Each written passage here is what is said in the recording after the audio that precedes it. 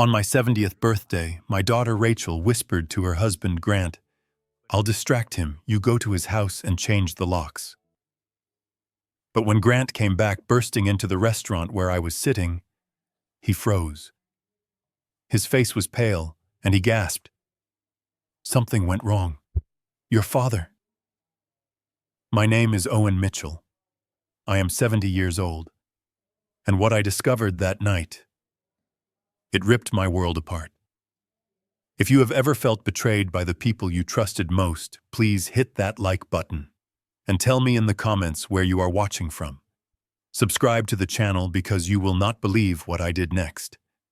Now let me tell you how it all started. How my perfect family turned into this nightmare. The day began in silence. It was my 70th birthday. But the house felt wrong. It was the first birthday since my wife Clara passed away 6 months ago. The silence in the house was deafening. Clara was the life of this place. She was the one who would have been baking a cake right now, the one who would have filled these rooms with laughter. Now there was just emptiness. Rachel, my daughter, and her husband Grant insisted on taking me out. They had been relentless about it all week. "Dad, you can't sit alone on your 70th, Rachel had said on the phone, her voice dripping with that fake sugary concern I was starting to notice. They wanted to go to Vivid. It was some new flashy restaurant downtown. The kind of place with loud music and tiny portions of food arranged on giant square plates. I hated it already. I told them I would rather just go to the Oak Barrel, the quiet steakhouse down the street. It was our place, mine and Clara's. We had celebrated every anniversary and every birthday there for the last 40 years. It was tradition. "Oh, Dad, that place is so stuffy," Rachel complained. "It's depressing. We want to celebrate you. Vivid is where everyone goes. It's impossible to get a reservation." But Grant pulled some strings. Pulled strings. Of course he did. Grant was always about appearances, always about showing people what he could get. So I agreed. I agreed because it was easier than arguing. I agreed because in the fog of grief since losing Clara, I had just been agreeing to everything. It felt like I was moving underwater while the world sped up around me. They arrived at my house at 7 p.m. Rachel looked beautiful in a tight black dress, but her eyes were restless, darting around. Grant was already checking his phone the moment he stepped through the door. "Happy birthday, Dad," Rachel said. She gave me a quick, cold hug that felt like brushing against paper. I went to the hall closet to get my coat. The good one. The wool coat Clara had bought me for our last anniversary. I ran my hand over the sleeve. It still faintly smelled of her perfume, or maybe I just imagined it. As I was putting it on, Grant sighed loudly from the foyer. A big, dramatic sound. "Damn it!" Rachel looked at him, instantly alert. What's wrong?"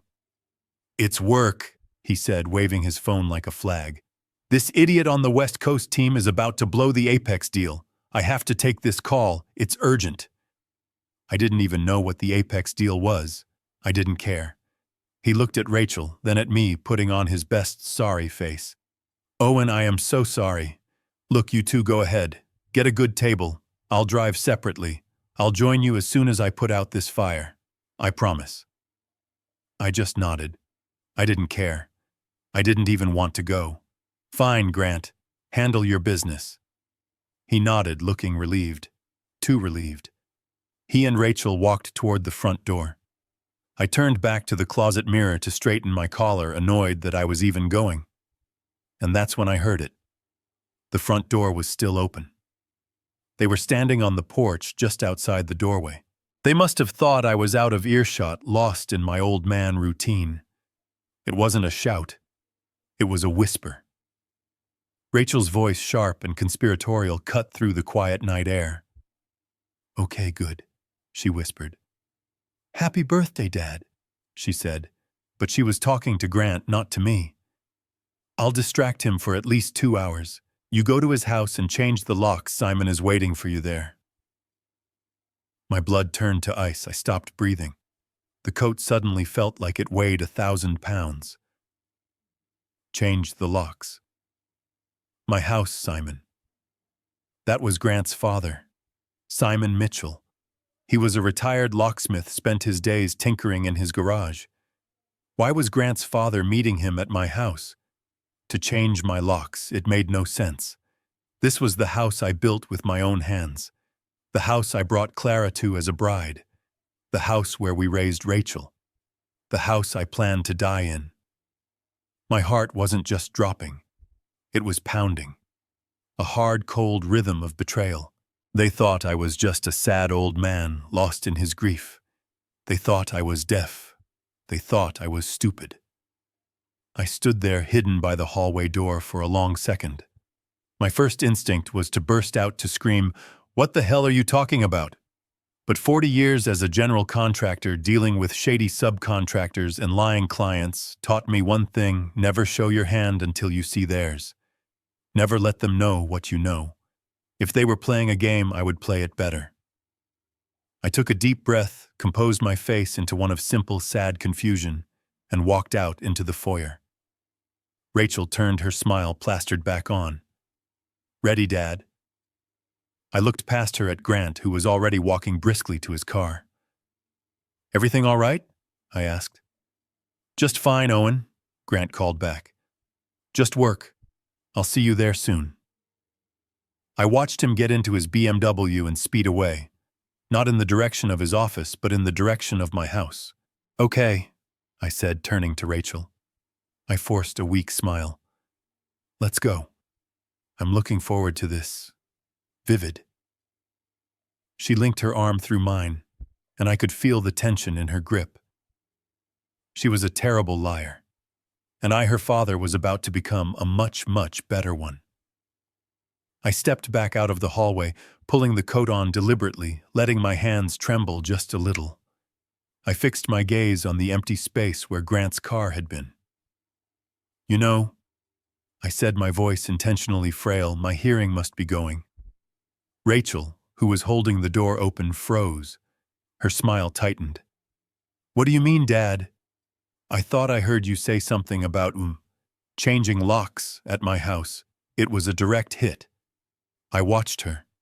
She didn't just freeze. She flinched. It was the same reaction she had as a child when she was caught sneaking cookies before dinner. Grant, who was halfway down the walkway, stopped dead in his tracks. He turned around slowly. The look they exchanged lasted only a second, but it was a lifetime of shared guilt. Then came the performance. Rachel burst into laughter. It wasn't her real laugh. Not that warm, deep laugh she shared with Clara. This was a high-pitched, frantic sound. "Oh, Dad, you really are getting old," she chirped, rushing over to pat my arm. "You completely misheard me." "I did. I asked, playing the part of the confused old fool." "Completely," she insisted, her eyes wide and overly sincere. "I didn't say change locks at your house. I told Grant he needed to check the locks at our house. You know, our new alarm system." Grant, sensing his cue, hurried back up the walkway. He put on his concerned son-in-law face, the one I'd seen so many times at the hospital during Clara's final weeks. It was a good mask. Polished. "That's right, Owen," he said, his voice smooth as oil. "Rachel's right. Just a security check. We were just saying how you've been so worried about security ever since. You know, ever since Mom passed. We've been worried too. About our place." It was brilliant in its own sick way. They took my grief, my very real fear of being alone after Clara died, and they twisted it. They weaponized my vulnerability to cover their lie. Worried about security. I looked at Grant. This was the man who 2 years ago came to me in tears. His hot new tech startup had failed. That's what he told me. He said he owed dangerous people. He needed $500,000, or he'd lose everything, maybe even his life. I looked at Rachel, my only daughter, her face pale with manufactured fear, as she begged me to help her husband. So I did.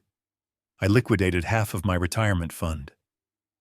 The money Clara and I had saved for our old age for the cruises we were supposed to take for the grandkids' college funds. I gave it to him. $500,000. I saved him. And now here he was patting me on the shoulder like I was a senile dog. Exactly, Owen. He continued smiling. My new alarm system, you know. It's been acting up. I just needed Simon, my dad, to meet me there and take a look. You know he's the only one I trust with locks. It was almost perfect. They used a kernel of truth Simon was a locksmith to sell the lie. They were good. They were a team. They had practiced this. How many other lies had they told me? How many other things had I misheard? I looked from Rachel's bright, frantic eyes to Grant's smooth, reassuring smile. I saw the greed underneath. It was so clear now, like a crack in a perfect vase. They weren't just taking me to dinner for my birthday. They were performing an act. They were managing their asset. And I was the asset. Or rather, the house was. The house I built. The house where I'd patched Rachel's scraped knees and hosted her 16th birthday party. The house I'd just finished paying the mortgage on the mortgage I'd worked double shifts for 25 years to clear. They wanted it. I had to force the anger down. It tasted like metal in my throat. If I exploded now, I'd lose. They would just call me a crazy, grieving old man. They would double lock the doors, and I'd never get back in. No. I had to play their game. I had to be the man they thought I was. I let out a long, slow sigh. I chuckled, shaking my head. Well, don't I feel foolish, I said, rubbing the back of my neck. I'm so sorry, kids. My hearing, it's just not what it used to be. Check locks, change locks. It all sounds the same to this old man. The relief that washed over their faces was instantaneous. It was sickening. No worries at all, Dad, Rachel said, linking her arm through mine again. Her grip was tight, proprietary. That's what we're here for, to take care of you. Now let's go get you that birthday dinner. You deserve it. You're right, I said. I certainly do. Grant gave me one last reassuring pat on the shoulder. I'll see you at the restaurant, Owen. Don't worry about a thing. He got back in his car and drove off. I watched him go, the lie hanging in the air between us. I knew they were lying. The explanation was too quick, too rehearsed. They were coordinating. I let Rachel lead me to her car. The chill I felt had nothing to do with the evening air. It was the cold, hard realization that my children, my only daughter, were not just lying to me. They were plotting against me. I got into the passenger seat, the smell of her expensive new car leather filling my lungs. I buckled my seatbelt, my hands steady. It's so nice of you to do this for me, sweetheart, I said, turning to her with the saddest, most grateful smile I could muster. She smiled back, her eyes shining with victory. Anything for you, Dad. The trap was set, but I wasn't sure who was the mouse and who was the cheese. The drive to the restaurant was the longest 15 minutes of my life. The interior of Rachel's luxury SUV, the one I'd helped her buy after her last car emergency, felt small, suffocating. The silence was heavy, thick with the words I'd overheard on the porch. Rachel, true to her word, tried to distract me. She chattered. My God, how she chattered. It was a waterfall of nonsense, a frantic attempt to fill the air so I wouldn't have time to think. Look at the traffic tonight, Dad. Just awful, isn't it? I read an article that said this city has the worst congestion since 2019. I just nodded, my eyes fixed on the windshield. And the weather. Can you believe this humidity in October? My hair is just ruined. I bought this new serum, but it just doesn't work. Maybe I should. I tuned her out. I looked at my daughter, my little girl Rachel. Her knuckles were white on the steering wheel. She was talking about hair serum, but her eyes were scanning the rearview mirror as if she was afraid of being followed. She wasn't distracting me. She was distracting herself. She was nervous. Good. She had every reason to be. We finally arrived at Vivid. It was worse than I imagined. The entrance was a purple neon archway.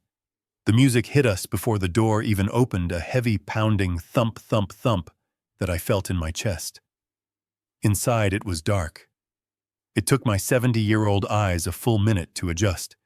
It was packed with young people in expensive clothes, all shouting at each other over the noise. "Isn't it fantastic, Dad?" Rachel yelled over the din, smiling brightly. "It's vivid," I said. A hostess led us to a tiny table wedged between a fake indoor waterfall and a speaker. The menu didn't have prices, it just had descriptions. Deconstructed scallop foam. Essence of beetroot. I missed the oak barrel so much I ached. Rachel, however, didn't even look at the menu.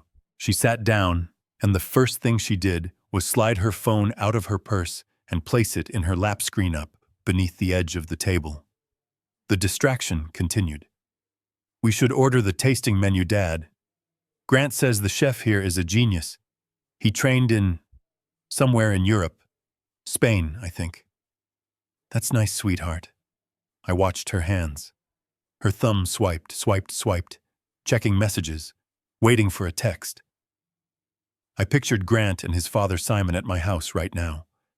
Were they drilling the lock? Was the alarm going off? I had set that system up myself, wired it directly to the local police dispatch. Grant didn't know that. A young waiter appeared. Rachel ordered a bottle of wine, the most expensive one naturally, and that deconstructed nonsense. I just asked for water. "Just water, Dad," she asked, her concern painted on. "Are you feeling okay?" "Just thirsty," I said. The waiter left. The music pounded. Rachel kept glancing at her lap. Her leg was bouncing under the table. Thump, thump, thump. Then the conversation stopped. The frantic energy she had used to chatter about the weather suddenly vanished. She put her phone face down on the table, a deliberate, practiced move. She was changing tactics. She leaned forward, her expression shifting to one of deep, profound concern. This was the real performance. "Dad," she started, her voice now soft and serious. I've been really worried about you." I just looked at her. "No, really?" She insisted, placing her hand on her chest. "Ever since Mom, well, you're all alone in that huge house. It's just so big for one person, isn't it?" There it was, the bait. "It's quiet," I said, my voice rough. "It's empty, Dad. That's what it is. And Mom wouldn't want you rattling around in that empty place all alone. She would want you to be safe. She would want you to be taken care of." She used Clara. She used the memory of my wife as a crowbar to pry me from my home. The anger was so hot, so sudden, I almost choked on it. I had to clench my fists under the table to stop my hands from shaking. I looked down at my water glass. "It's empty," I repeated, my voice barely a whisper. "But it's my home. It's where it's where it's all I have left of her." I let a little tremor enter my voice. I let her see the grieving old man she and Grant had whispered about. It worked. She saw the opening and she took it. She leaned in closer, grabbing my hand across the table. Her grip wasn't gentle. It was possessive. Her nails dug slightly into my skin. "But maybe it's time, Dad," she whispered, her eyes shining with a predatory light I'd never seen before. "To think about downsizing." She squeezed my hand. Maybe it's time you moved in with us. We have that lovely guest room downstairs. You wouldn't have to worry about anything. No maintenance, no empty rooms. We could take care of you." This was it. This was the play. It wasn't just a suggestion. It was the sales pitch. They weren't just changing the locks. They were planning to move me out. I looked at her hand on mine, then up at her hopeful, greedy face. And I knew Grant must have texted. He must have given her the all clear. They thought they had already won. I looked at her hand, this hand that I used to hold when she was a little girl crossing the street. Now it felt like a trap. I let my own hand go limp, playing the part of the defeated old man. "Move in with you," I said, my voice just a low murmur. "Oh, Rachel, that's a big step. I don't know." She squeezed my hand harder. "Just think about it, Dad. No more worries. No more big empty house, just family." Right then, as if summoned by the devil himself, her phone, which was still face down on the table, began to vibrate. It wasn't just a quiet buzz. It was an angry rattling sound that made the water in my glass tremble. Rachel's smile didn't just fade. It shattered. She stared at the phone as if it were a snake. The caller ID must have been Grant's. The pounding music of the restaurant seemed to fade away. All I could hear was that insistent, desperate buzzing. Psst, psst, psst. She couldn't ignore this one. This wasn't a simple text. This was panic. She grabbed the phone, her movements jerky. She fumbled the phone, almost dropping it. She glanced at me, her eyes wide with forced apology. "Dad, I am so sorry," she said, her voice suddenly high and tight. It's my boss, Mr. Henderson. He never calls after hours. This must be an emergency. I have to take this. I'll be right back." She lied. She lied again, so easily. It wasn't Mr. Henderson. It was Grant. I knew it. She knew she assumed I didn't know. She shot up from the table, knocking her chair back slightly, and practically ran toward the restaurant's lobby, past the fake waterfall, and toward the restrooms. I waited. 1 beat, 2 beats. I wasn't born yesterday. I didn't build a contracting empire from scratch by being a fool. And I certainly wasn't going to sit there like a lamb while the wolves decided how to carve me up. I slowly pushed my chair back, my movements careful, making a show of bracing my hands on my knees, as if the effort to stand was a challenge. "Ah," I grunted softly. "All this excitement. I think I need to use the men's room." I shuffled my feet, acting every one of my 70 years, and headed in the same direction Rachel had gone. The lobby was slightly quieter than the main dining room. The heavy thumping music was muffled by glass doors. I saw the signs for the restrooms down a short hallway, but I didn't go there. I saw Rachel. She wasn't in the hallway. She had pushed through a side door into a small dark alcove meant for waiters right next to a large potted palm tree. She was pacing back and forth in the shadows, her back to me. She had the phone pressed to her ear so hard her knuckles were white. I stepped back, positioning myself behind a large decorative stone pillar. I was just another shadow in the dimly lit lobby. And I listened. I only heard her side of the conversation, but it was more than enough. "Grant, what is wrong with you?" she hissed into the phone. Her voice was no longer the sweet, concerned daughter. It was sharp, cold, and terrified. "What do you mean you can't get in? I gave you the code, the old one." She paused, listening. Her whole body was rigid. "What do you mean it's not working? Did you try the back door? I told you he leaves the key." Another pause, longer this time. "What?" she shrieked, then quickly lowered her voice, looking around frantically. "What do you mean the system is new? You said you checked it last week. You said this would be easy." She was almost vibrating with fury. She gripped the phone with both hands. "So break it, Grant. Just break the damn door down. What is Simon doing? Isn't he the locksmith? Tell him to drill the lock. I don't care. Just get it done." I watched her listen again. Her face, even in the dim light, was a mask of disbelief. The color drained from her cheeks until she was as pale as marble. "What?" she whispered. She put her hand against the wall to steady herself. "What do you mean?" "Trapped." She looked at her phone, then put it back to her ear. Her voice now a terrified, trembling whisper that I could barely hear. "What the hell are you talking about, Grant?" Her terrified whisper was still hanging in the air when the main doors of the restaurant burst open.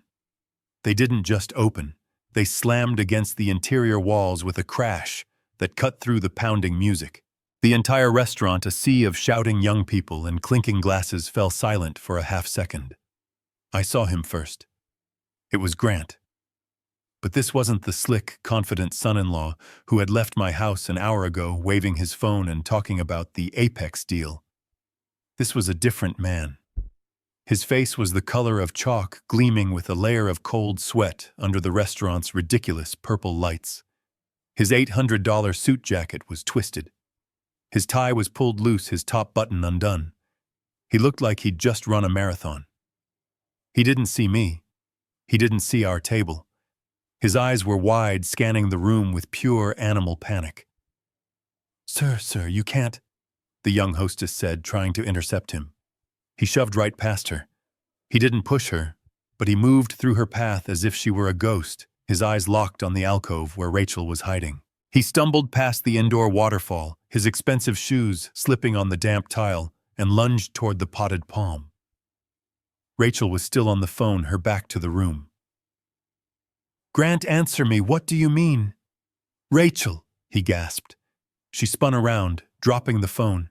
It hit the floor with a clatter. "Grant, what are you doing here? What happened?" He grabbed her by the arms. His knuckles were white. He was panting, his chest heaving so hard he could barely speak. "It's bad," he wheezed, shaking his head. "Rachel, it's bad. Something went wrong. It went horribly wrong." I watched them from behind the pillar.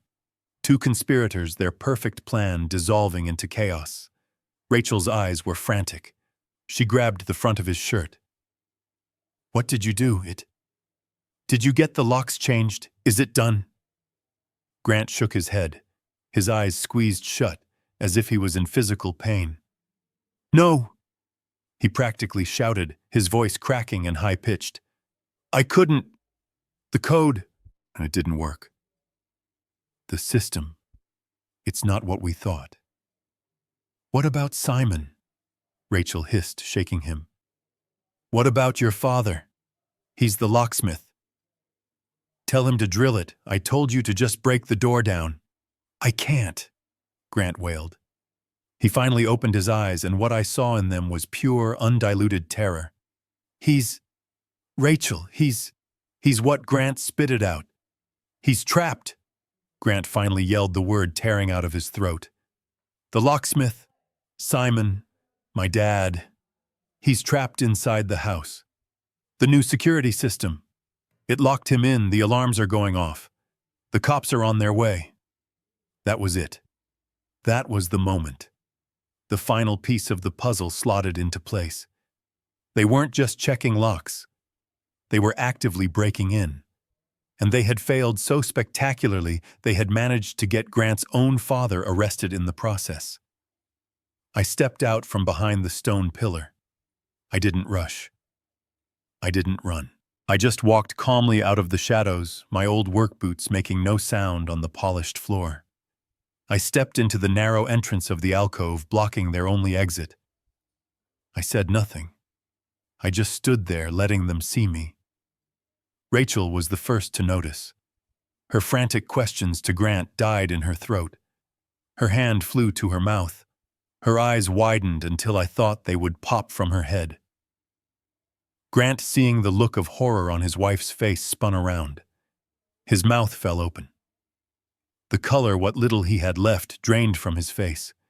They both just stared. If I had risen from the dead right there in the middle of that tacky restaurant lobby, they could not have looked more terrified.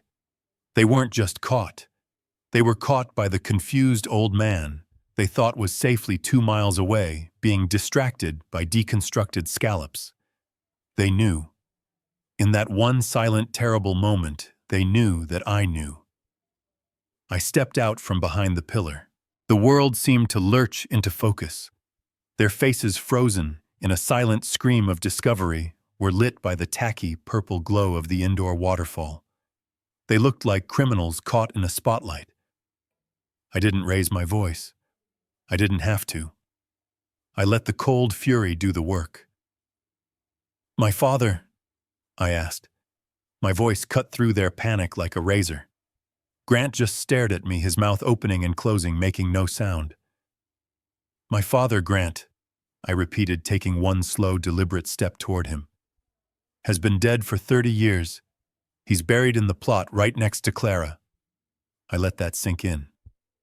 "So I want you to explain to me very clearly what in God's name you are talking about." Rachel made a small strangled sound like a dying animal. "Dad, you don't understand." "No!" Grant suddenly yelled, finding his voice. It was a desperate cracking shriek that turned the heads of the hostess and a few people in the lobby. "No, not your father, my father, Simon, my dad, Simon. He's trapped." "Trapped where, Grant?" I asked, keeping my voice dangerously calm. At your house." He stammered, the words tumbling out in a frantic rush. He was helping me with the locks." "The locks?" I pressed, relentless. "I thought you were checking the locks at your house. That's what Rachel said." "No. Yes, I mean, I lied," he finally admitted. The confession burst out of him, sweaty and desperate. I was trying to surprise you. For your birthday, a gift I was upgrading your security system." Rachel, seeing the new lie, grabbed onto it like a drowning woman seizing a piece of driftwood. "Yes, a gift," she chimed in, her voice unnaturally high. "Grant was installing a new top-of-the-line system for you, Dad. To keep you safe, he wanted it to be a surprise." A surprise. They were breaking into my house with a locksmith as a surprise. The sheer breathtaking audacity of it almost made me laugh. "So," I said, my voice flat, "you hired your father, a locksmith, to break into my house as a gift?" "No, not break in," Grant yelled, rubbing his hands violently over his face, smearing the sweat. "I was just replacing the locks and the damn system I installed last week. It malfunctioned." I froze. The system I installed last week. That was the key. A security system he installed last week. I had never authorized a new system. I didn't need one. My house was a fortress. I built it myself, solid brick walls, reinforced steel door frames, and half-inch deadbolts that I installed with my own hands 30 years ago. The system Clara and I had was simple, hardwired, and reliable. It worked perfectly. Why would he install a new one unless he needed administrative control? Unless he needed a way to lock me out, not lock others in? And now, in a perfect twist of fate, his own father was the first victim of his high-tech, unauthorized trap. "It locked him in." Grant was almost sobbing now. "He's inside and the alarms are going off, the silent alarm. It went straight to the police. They're coming. They're going to think he's a burglar. They're going to arrest him." He grabbed my arm. His grip wasn't threatening. It was desperate, like a child's. "Dad, Owen, please, you have to come with us. You have to tell them it was a misunderstanding." Rachel was already running for the main doors, digging in her purse for her keys. "Grant's right, Dad. We have to go. Now they're going to arrest Simon." Oh my God, this is a nightmare. They weren't worried about Simon. Not really. They were worried about themselves. They were worried about their entire pathetic plan being exposed by their own incompetence. They hustled me out of the restaurant, past the stunned hostess and the curious diners who were watching the drama unfold. We burst out into the cool night air. Grant didn't even wait for the valet. He sprinted down the ramp, yelling his ticket number, and threw a wad of cash at the attendant. He yanked open the back door of his BMW for me, almost pushing me inside like I was a sack of potatoes. "Get in, Dad! Get in!" He jumped into the driver's seat. Rachel dove into the passenger side, slamming the door. "Drive, Grant! Just drive!" she screamed. Grant slammed the car into gear, the tires squealing as he peeled out of the parking garage. He looked at me in the rearview mirror, his eyes wild with terror. "Dad, please." he begged, his voice cracking. You have to tell them it was all your idea. You have to tell them you asked for the upgrade. If you don't, they're going to arrest my father. Grant drove like his life depended on it, because I realized it probably did. He wasn't just speeding, he was fleeing. He ran a red light 2 blocks from the restaurant, earning a long, angry honk from a truck. Grant, slow down, you're going to kill us, Rachel shrieked, bracing her hands against the dashboard.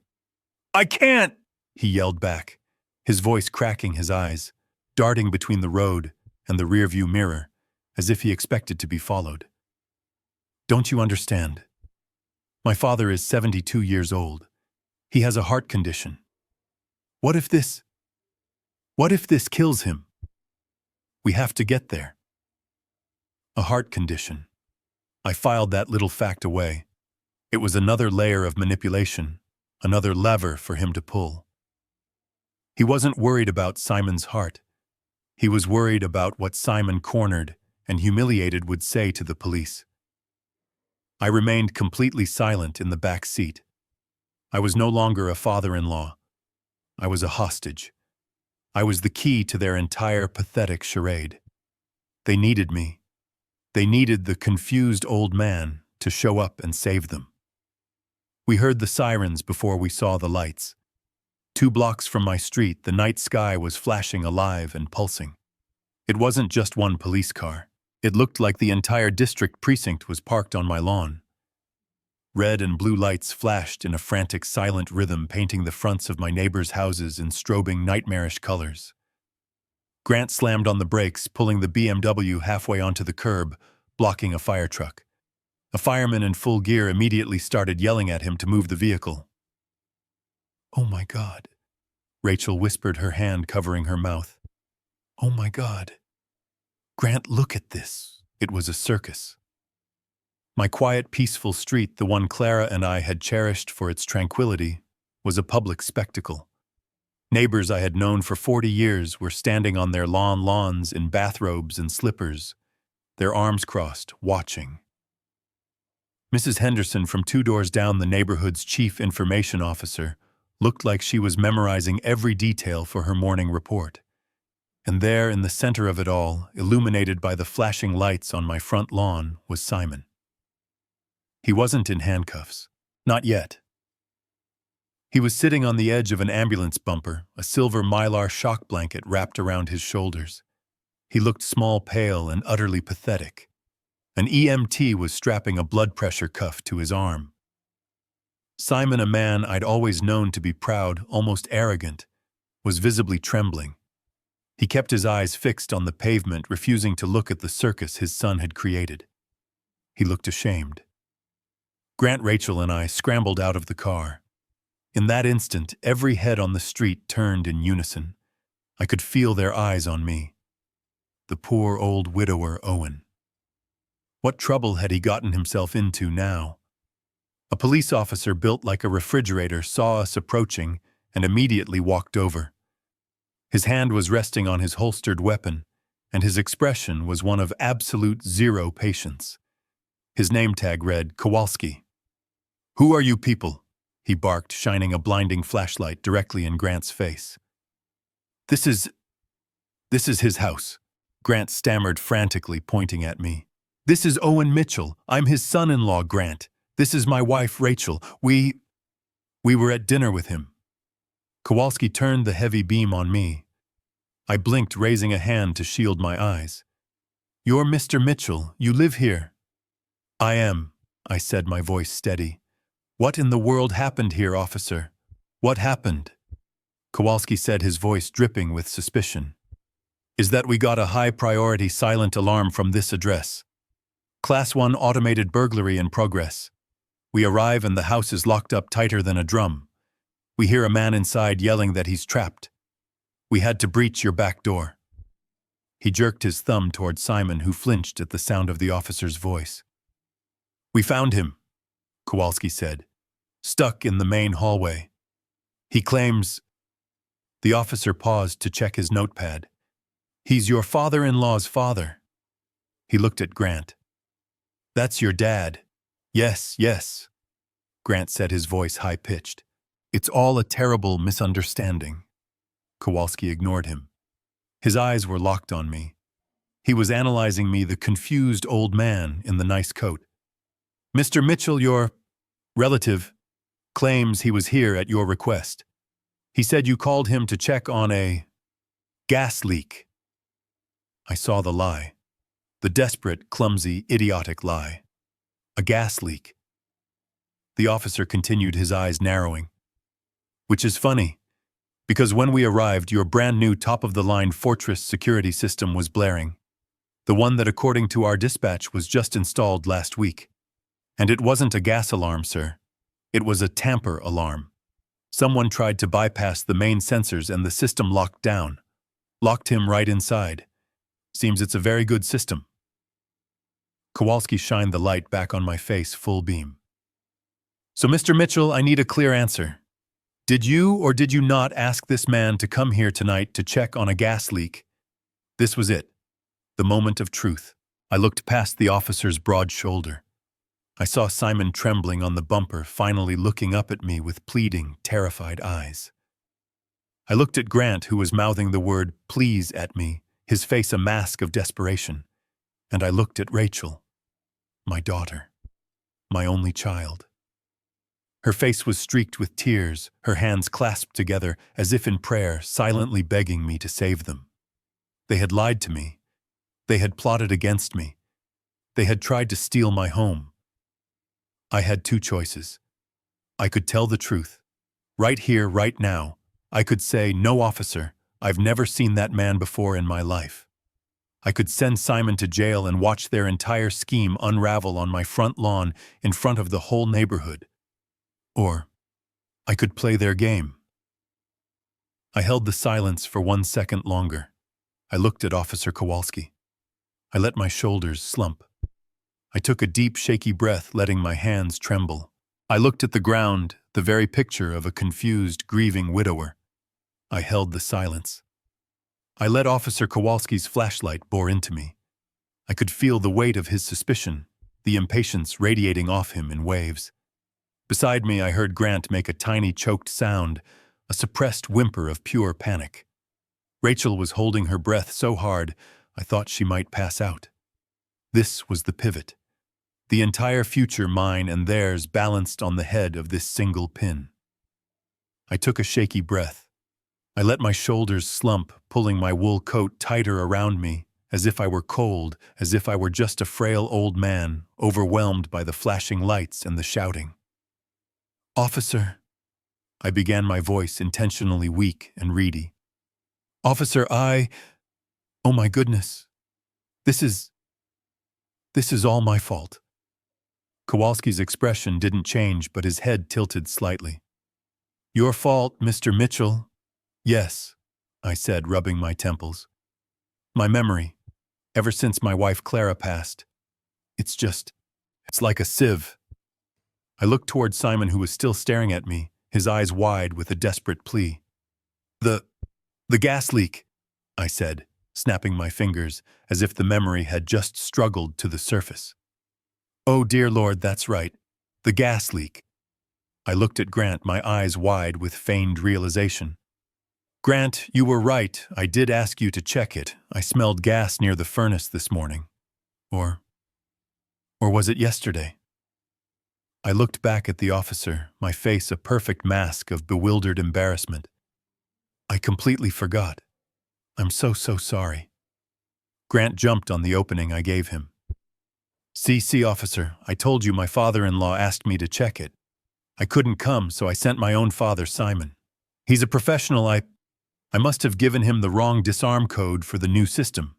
"The new system?" Kowalski asked, his eyes narrowing again. "Yes." I jumped in before Grant could. This Fortress thing." I waved a trembling hand at my house. "My son-in-law," I said, gesturing to Grant. "He's been so worried about me being alone.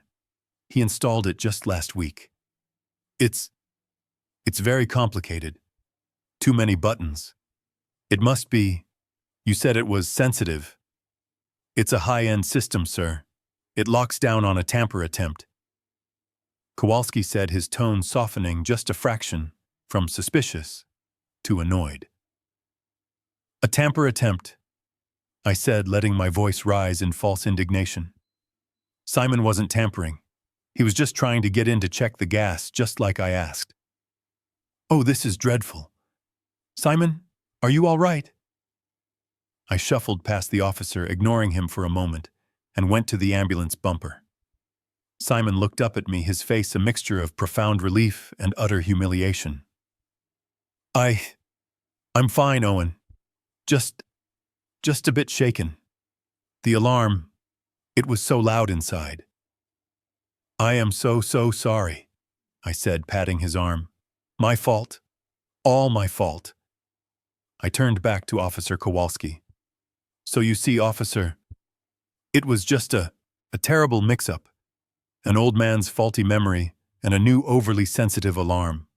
I feel just awful for wasting your time. Kowalski sighed, a long, deep, exasperated sound. He finally clicked off his flashlight.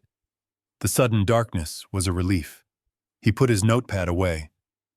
Mr. Mitchell, he said, and I could hear the exhaustion in his voice. Next time you think you smell gas, you call 911. You let the fire department handle it. And before you have family come over to fix things, make sure you write down the correct alarm code for them. You're lucky your relative didn't get hurt. Or worse. I will, officer.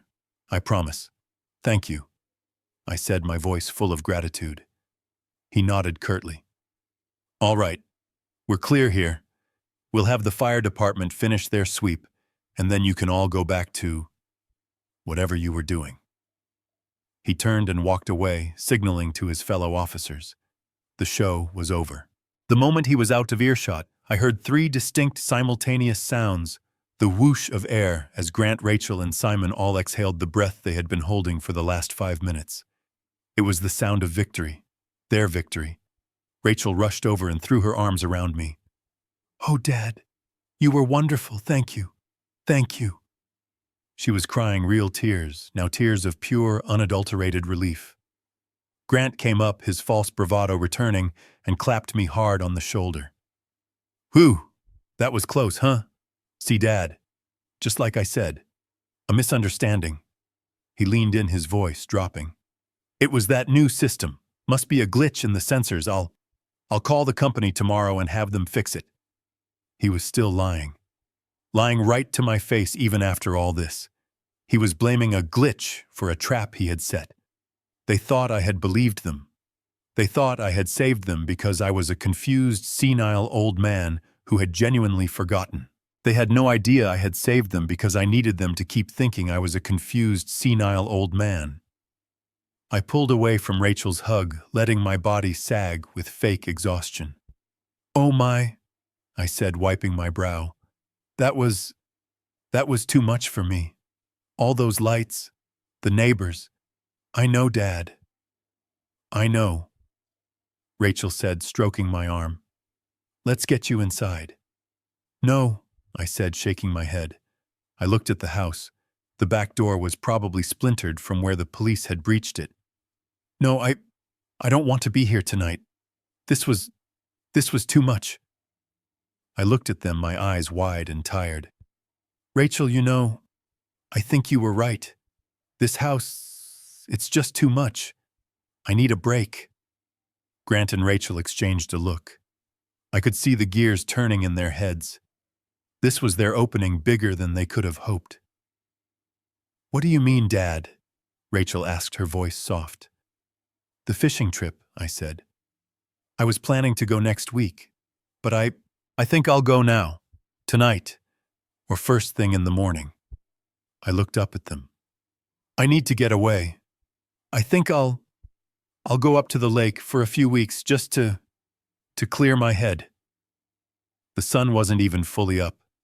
It was just a weak gray light filtering through the blinds, but Rachel and Grant were already at my door. 8 a.m. They were eager. Dad? You're up, Rachel chirped, her voice a little too bright. She was carrying a thermos. I made you coffee for the drive. Extra sweet, just how you like it. I never took my coffee sweet. Clara knew that. Rachel had forgotten. Or perhaps she never knew at all. "Thank you, sweetheart," I mumbled, taking the thermos. Grant was already in the driveway, standing by my old Ford F-150. He was loading my fishing gear, the rods, the tackle box, the cooler. He was handling them roughly, just cargo to be moved. I winced as he tossed my father's favorite reel into the truck bed. "Got you all packed up, Owen," he called out, wiping his hands on his expensive slacks. "You'll be on the lake before noon." Their relief was palpable. It stank of opportunity. They couldn't wait to get rid of me. They were practically vibrating with the need to have me gone. They saw me as the final obstacle. Last night I had been their savior, the confused old man who cleared their names with the police. Today I was the senile fool who was conveniently removing himself from the board so they could make their next move. I just need some peace," I said, leaning heavily on the truck door. I let my voice waver. "After last night, all those sirens, it was too much." Rachel rushed over her face, a perfect mask of daughterly concern. "I know, Dad. I know. It was terrifying. That's why this is such a good idea." She patted my arm. "You just go. Don't worry about anything here. Grant and I will handle the house. We'll get that security system fixed. We'll take care of everything. You just rest." "I'll bet you will," I thought. "Thank you, Rachel. You're a good daughter," I said. It felt like ash in my mouth. I climbed into the driver's seat. It felt strange. This was the truck I'd used for my contracting business for 20 years. The cab smelled of sawdust metal and old coffee. It smelled of work. Of me. "You'll call us when you get there?" Rachel asked, hovering by the window. "Oh. You know the reception up at the lake is terrible," I said, starting the engine. "I'll probably just unplug for a while. Don't you worry about me." "But Dad..." "I'll be fine, Rachel. I just need to be alone." I saw the look that passed between her and Grant. It was perfect. "Don't worry about me." It was exactly what they wanted to hear. "Okay, Dad," she said, stepping back, her smile bright and triumphant. "Be safe. We love you." "I love you too," I said. I put the truck in gear and pulled away from the curb. I looked in the rearview mirror. They stood on the sidewalk in front of my house watching me leave. They didn't go inside. They just stood there watching until I turned the corner, ensuring I was truly gone. The moment my truck disappeared, I saw Grant pull out his phone and pump his fist in the air. I drove for about 10 miles heading north toward the interstate just in case they were following. They weren't. They were too arrogant, too sure of themselves. At the next exit, I pulled off the highway. I drove through the sleepy downtown streets until I reached the industrial park on the south side of town. The part of town they never visited. I wasn't going to the lake. I wasn't going fishing. I was going to war. I pulled into the gravel lot of Mitchell Construction. The sign was faded. I'd built the business from nothing, just 2 hands and a toolbox.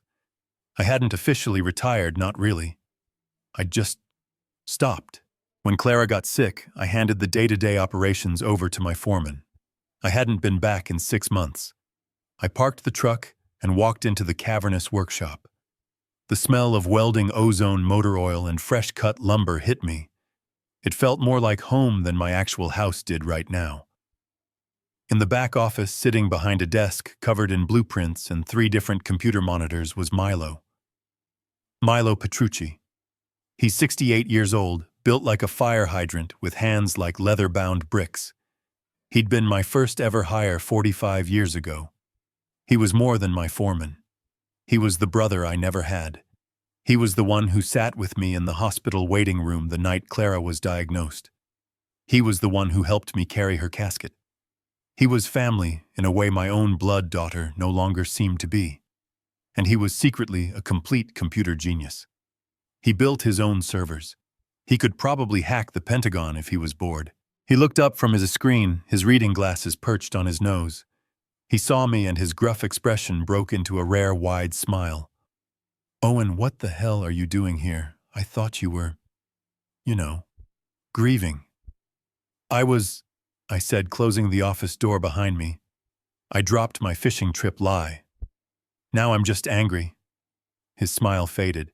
He took off his glasses. "What's wrong?" "What did those two jackals do now?" Milo never trusted Grant. He called him the Gucci suit. He said a man who never got his hands dirty couldn't be trusted. How right he was. I sat down in the old wooden chair opposite his desk. It squeaked under my weight, the same squeak it had for 20 years. "Milo," I said, my voice low and hard. "They think I'm senile. They think I'm a lamb cam. A confused old fool." "You," Milo snorted. "You're the sharpest man I know. What is this about? They're trying to take my house, Milo, right now, while they think I'm off fishing." Milo's face darkened. He didn't question me. He just nodded his loyalty absolute. He turned to his main monitor and cracked his knuckles. "Who do I need to find, boss?" "Everyone," I said. "Start with Grant, his company, his debts, and I want to know about something called Apex Holdings. And Milo, I need you to find out everything you can about the new security system he installed at my house." Milo's face was a mask of cold fury. He leaned back in his ancient squeaking office chair and crossed his massive arms. "A confused old fool, you." He snorted a sound like gravel turning in a cement mixer. Those goddamn vultures. I never liked him, Owen. I told you that. I told you he had weak eyes." "You did, Milo. You did." I sat down, the familiar squeak of the visitor's chair a strange comfort. "But he's not just weak. He's desperate. And he's stupid. He tried to have his own father break into my house last night, and they got caught." Milo's eyebrows shot up. "What, you're kidding me?" "Kidding. I wish I was. They got trapped by a new security system. Grant's excuse," I said, leaning forward, "is that he installed it for me last week as a surprise gift. He said it malfunctioned." "Bullshit," Milo spat. "You don't just install a system like that. Those things are locked down. You need authorization. You need passwords." "Exactly," I said. "That's what I need you to find first. The system was called Fortress Security. Grant said he installed it last week. I want to know who paid for it. I want to know who authorized the installation. And Milo, I want every log, every keystroke, every access attempt. I want to know exactly what they were doing at my house last night." Milo didn't say another word. He just turned to his main monitor. His setup looked ancient, a mismatched collection of computer cases and monitors from different decades, but I knew what was inside those machines. He built them himself. They were faster and more powerful than anything Grant could buy at a big box store. His thick, calloused fingers, the same fingers that could field strip a diesel engine, in 20 minutes flew across the keyboard with a speed that always amazed me. The only sound in the office for the next few minutes was the rapid clack, clack, clack of the keys and the hum of the servers stacked in the corner. "Fortress Security," he muttered to himself, his eyes scanning the screen. "Okay, they're a big-time national outfit, based out of Atlanta, top-of-the-line gear. Not cheap." "He wouldn't spare any expense," I said bitterly. "Not when he's spending my money." "You got that right," Milo grunted. "Okay, I'm in their commercial accounts portal. This is sloppy work, Grant. He used his own name for the service inquiry. What an amateur." I watched the screen, though I couldn't follow what he was doing. He had 3 different windows, open lines of code scrolling past. "Got it," he said, his voice hardening. "Here's the work order. Installation at your address. Date, 8 days ago. Just like he said. Premium home protection package.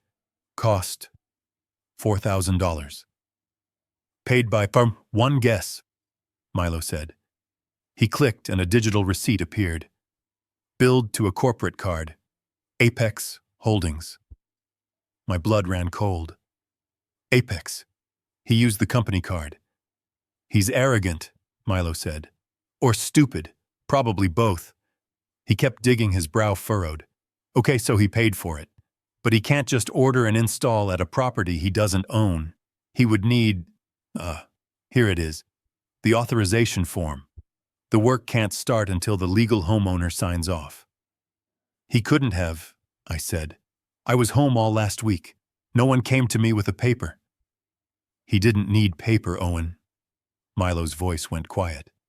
He stopped typing. He just stared at the screen. What is it, Milo? What do you see? He turned the monitor toward me. It was a digital form, a PDF filled out with all my information. My name, my address, my date of birth, my social security number. Dear God, how did he get my social? And there at the bottom in a box marked homeowner signature was my name. It was my signature. The same way I'd signed checks for 40 years. That familiar looping O and the sharp M. It was perfect. Milo, I whispered. He must have practiced. Copied it from a check. He didn't have to, Milo said, his voice grim. He pointed to a line of text at the very bottom of the document. See that signed via secured e-portal? This wasn't a scan. It was a digital signature. I don't understand, I said. I've never used a digital signature in my life. I don't even know what that is. I know you don't, Milo said. He typed a few more commands. Another window popped up, a list of account numbers. He didn't use your digital signature, Owen. He used your power of attorney. I stared at him confused. The POA, but that was for Clara, for the hospital, for her medical decisions. The one you signed when she got sick, Milo confirmed, his voice flat. The one that gave Grant as your secondary power over your financial and medical decisions if you were incapacitated. You never revoked it after she passed, did you? My stomach turned to lead. No, I said, the realization hitting me like a physical blow. I forgot. I forgot. He didn't, Milo said. He used that power of attorney to create a legal binding digital signature in your name. Then he used that signature to authorize the installation of the security system he wanted at your house. I stood up. I had to walk away. I paced to the small, grimy window of the office, looking out at the gravel lot. He had used my grief. He had used the moment of my deepest despair, the moment I was trying to save my wife, as a weapon against me. He had been planning this for months. So, I said, my back to him. He has a POA. He can sign as me. He can do anything. Not exactly, Milo said. The POA is for incapacitation. You're standing right here. It's fraudulent use. But the signature, it's legally yours. He authorized the system. I turned back to him, the anger now a cold, hard stone in my gut. I never signed that POA, Milo. Milo looked confused. What, Owen? I was there. I drove you to the lawyer's office. You signed it the day Clara went into the ICU. I signed a medical power of attorney, Milo, I said, my voice shaking. I remember. The lawyer, that cheap lawyer Grant recommended. He told me it was only for making medical decisions if Clara and I were both unable. I looked at Milo. I never ever would have signed a financial POA. Not over to him. Not in a million years. Milo's eyes went wide. He turned back to the keyboard, his fingers flying. Owen, if that's true… He pulled up the digital authorization from the security company again. Then he pulled up another file. It was a scanned document. It was the power of attorney. There's your signature, Milo said. He zoomed in. And there, he pointed to the fine print on page 3, is the financial clause. Full authority over all banking trusts and real estate. It wasn't just medical, Owen. It was everything. I stared at the page. I remembered that day. The smell of the hospital, the blur of tears, Grant pushing papers in front of me saying, "Just sign here, Dad. It's for the doctors." And I signed. I signed without reading. I signed because my world was ending. He tricked me, I whispered. That son of a bitch, he tricked me while my wife was dying. Yes, Milo said, his voice a low growl. He did. He looked up at me, his eyes dark. This isn't just about a house anymore, Owen. This is fraud. This is elder abuse. This is a felony. I looked at the signature. My signature. On a document I never agreed to. He didn't just forge my name, Milo, I said. He forged my trust. Milo nodded. He did. And now we know how he did it. The next question is, why? He tricked me, I whispered the words thick with bile. He tricked me while my wife was dying. Milo's face was a block of granite. He just nodded, his own anger simmering beneath the surface. Yes, he did, Owen. He used that fraudulent POA to authorize the system. That was step one. But why? I asked, the fog of betrayal starting to clear, replaced by a cold, sharp-edged logic. Why did it fail? Grant said the system malfunctioned. He said it was a glitch that trapped his father. Let's find out, Milo said, his voice a low growl. He turned back to the keyboard, his fingers moving again. If he installed it, he created the logs. And if he created the logs, I can find them. You asked why it locked his father in. I bet you won't like the answer. I watched him pull up a new window on his main monitor. It looked different from the billing portal. It was a simple black screen with lines of white and green text. Timestamps, IP addresses, command prompts. This is it, Milo said. The Fortress system's internal server log. Every command, every button press, every error, all recorded. He scrolled down the page, his eyes scanning the lines of code. Here we go, he said, stopping. He pointed a thick finger at the screen. Last night, your birthday, 9:05 p.m. I leaned in.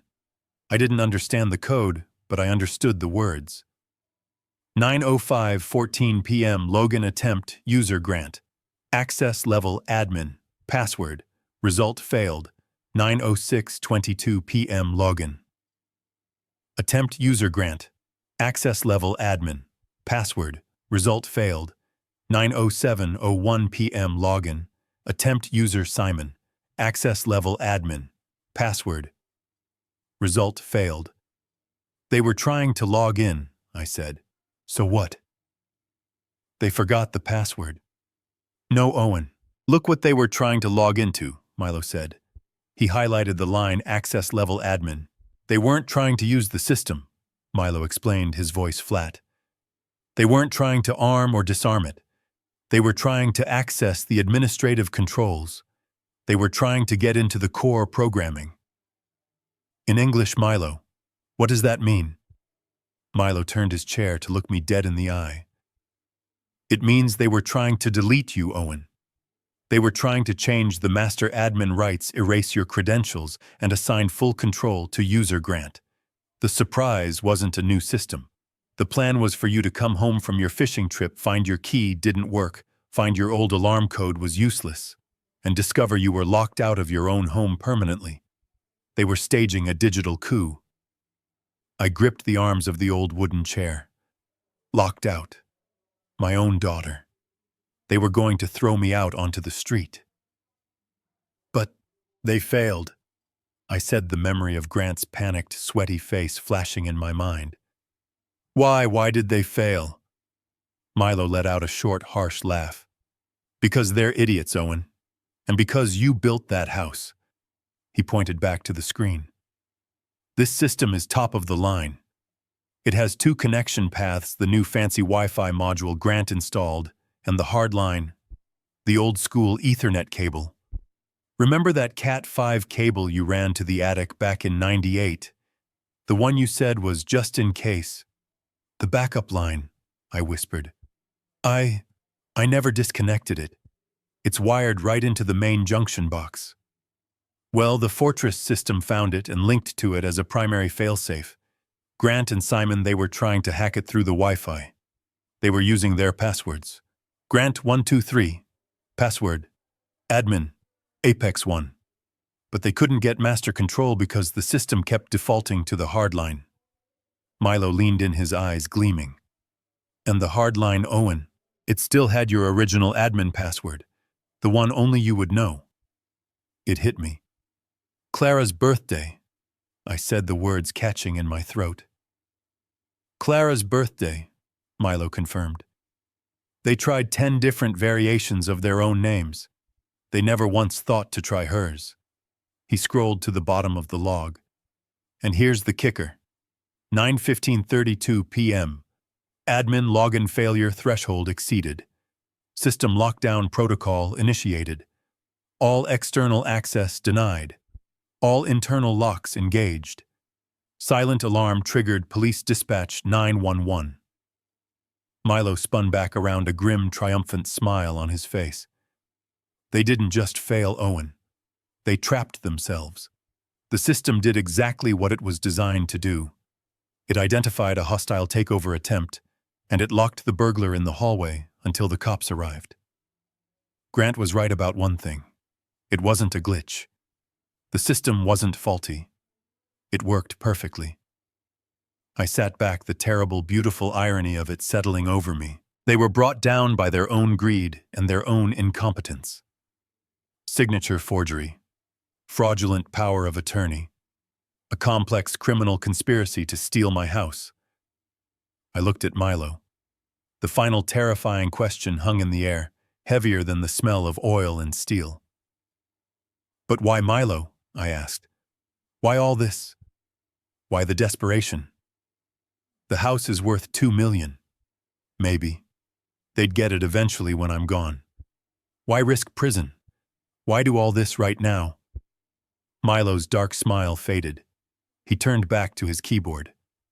That, he said, his voice low, is what we find out next. This was never just about the house, Owen. This is about something much bigger. He opened a new browser window.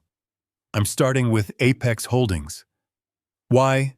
I asked again, the word hanging heavy in the dusty office air. Why now, Milo? I started pacing, the adrenaline from the discovery turning into a restless, burning energy. Think about it. The house is worth $2 million, maybe 2.5 on a good day. I'm 70 years old. I'm not going to live forever. Milo grunted, his eyes already scanning a new set of search results for Apex Holdings.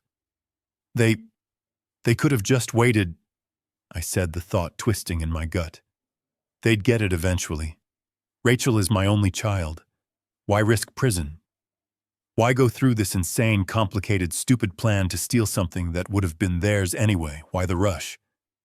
Milo stopped typing and looked at me. Because they're not waiting for $2 million, Owen. They need something now. I ran my hands through my thin gray hair. They always need something. That's the story of their lives. I thought back. I thought about all the checks I'd written, all the emergencies I'd funded. As Milo's keyboard started clacking again, the memories flooded back, tasting like acid. I remembered 2 years ago, just a few months after Clara's first diagnosis, when my world was already tilting on its axis. Grant and Rachel had shown up at the house. Not just sad, they were devastated. Rachel was in tears, her face puffy. Grant looked broken. He told me his startup, his brilliant new tech venture, had crashed. He said he'd been defrauded by his partners. He said he owed money, dangerous money. He needed $500,000 or they would be ruined. He said it with tears in his eyes. He begged me. And Rachel, my daughter. She held my hand and told me, "Please, Dad. He's a good man. He just trusted the wrong people. Don't let this destroy us." What was I supposed to do? My wife was in the next room just beginning chemotherapy. My daughter was hysterical. So I did it. I called my financial advisor. I liquidated half of my retirement fund. The money Clara and I had sworn we would use to see the world, to take that cruise to Alaska she always dreamed of. $500,000. Gone. I transferred it to Grant's account. I saved them. And what did they do with that second chance? A month later, they moved. They moved into a penthouse apartment downtown. The kind of place with glass walls and a doorman. They said it was a new start. I later found out I hadn't just paid off their debt. I had also paid the $100,000 down payment on that damn apartment. My sacrifices, my life's savings, they were just fuel for their lifestyle. And still, it wasn't enough. Apex Holdings, Milo muttered, pulling me from the memory. This is weird. It's a shell company, Owen. An LLC, formed 9 months ago. I can't see who owns it. It's buried under 2 other holding companies in Delaware. This is professional. This isn't Grant. He's not this smart. He's the chief financial officer, I said. He's a pawn, Milo corrected. He's the local face, but he's not the brain. Someone else is pulling these strings. But why your house? Why is your lot the target? I stopped pacing. Milo was right. It wasn't just about the house. It was about the land. My house sat on 2 acres. It was one of the original plots in Hillcrest before the area got trendy. It was prime. If it's about the land, I said, it's about the neighbors. I pulled out my old flip phone. Not a smartphone like Grant's, just a simple, reliable phone. I scrolled through the contacts. I hadn't called this number in almost a year, but I knew he'd pick up. Who are you calling? Milo asked. An old friend, I said. The phone rang 3 times, then a loud booming voice answered. Tom's Realty, you buying or selling? Hello, Tom, I said. It's Owen Mitchell. There was a half-second of silence, then a bellow of laughter. Owen, you old son of a gun, I thought you'd fallen off the face of the earth. How's Clara, is she? Oh, wait. Owen, I'm so sorry. I heard. My deepest condolences. I'm a damned fool. It's all right, Tom. Thank you. I said, the familiar ache returning for a moment. I'm just calling with a question if you have a minute. For you, Owen, I got all day. What's on your mind? Don't tell me you're finally selling that beautiful house of yours. My knuckles whitened on the phone. Something like that. I'm just curious. What's the market like in Hillcrest these days? I've been out of the loop. Tom laughed again, but this time it was the hungry laugh of a shark who smells blood in the water. Owen, what's the market like? Let me tell you, you didn't just call. You called at the exact right time. Your whole neighborhood isn't just on the market. It's exploding. You haven't heard about Rezoning 7, have you? I looked at Milo. His fingers were poised over the keyboard, ready. No, Tom, I said, my voice steady. Tell me about Rezoning 7. My knuckles were white on the receiver of my old flip phone. No, Tom, I said, my voice steady, betraying nothing. Tell me about Rezoning 7. I heard Tom let out a low whistle on the other end of the line. Owen. Where have you been? Up at the lake already? It's the only thing anyone in my business has talked about for 6 months. The city council just pushed it through last Tuesday. It was controversial. A lot of backroom deals, if you ask me. What kind of deals? I asked, watching Milo's fingers fly across the keyboard as he typed Rezoning 7 into his search bar. The big kind, Tom said, his voice dropping to a conspiratorial hush. They're rezoning that entire quadrant of Hillcrest, your neighborhood. It's no longer just residential. It's being reclassified for high-density commercial development. We're talking skyscrapers, Owen. A new corporate campus. My throat felt dry. A corporate campus. My quiet street. Clara's garden. But that's impossible, I stammered. The neighborhood association, Mrs. Henderson, they would never allow it. Tom let out a bitter laugh. The neighborhood association, Owen, they sold. All of them. They were bought out one by one over the last 8 months. All very quiet. All off-market deals. Mrs. Henderson sold 3 months ago for $5 million. Old man Peters, the one on the corner, he got 6. They all took the money and ran. All of them, I whispered. All of them, Tom confirmed. All, except one. The Keystone. The big one. The 2-acre plot right in the middle. He paused for dramatic effect. Your lot, Owen. You're the last holdout. I sank into the squeaky visitor's chair. I couldn't feel my legs. My lot. Owen, listen to me. Tom's voice was urgent now. There's a development firm, Apex Holdings. They're the ones behind it. They've consolidated the entire block. They have every single property, except yours. Without your 2 acres, their entire design fails. Your lot isn't just a part of their plan, Owen. It is the plan. It is the centerpiece. I thought about Grant and Rachel. Move in with us, Dad. We'll take care of you. The house is too big. They weren't trying to move me. They were trying to remove me. Tom, I said, my voice barely audible. What is it worth, my house? What is it really worth now? I heard him rustling papers. Look, your house, the structure. God bless Clara, it's beautiful, but it's worthless. They'll tear it down in 10 minutes. The land, Owen. The land is everything. Your $2 million lot. He paused again. Owen, the rumors on the street. The number I'm hearing. If you're the last piece of the puzzle, they're authorized to go as high as $20 million. The phone slipped. I fumbled at catching it just before it hit the floor. My hand was shaking so violently I could barely hold it. $20 million. Tom, I whispered, I have to go.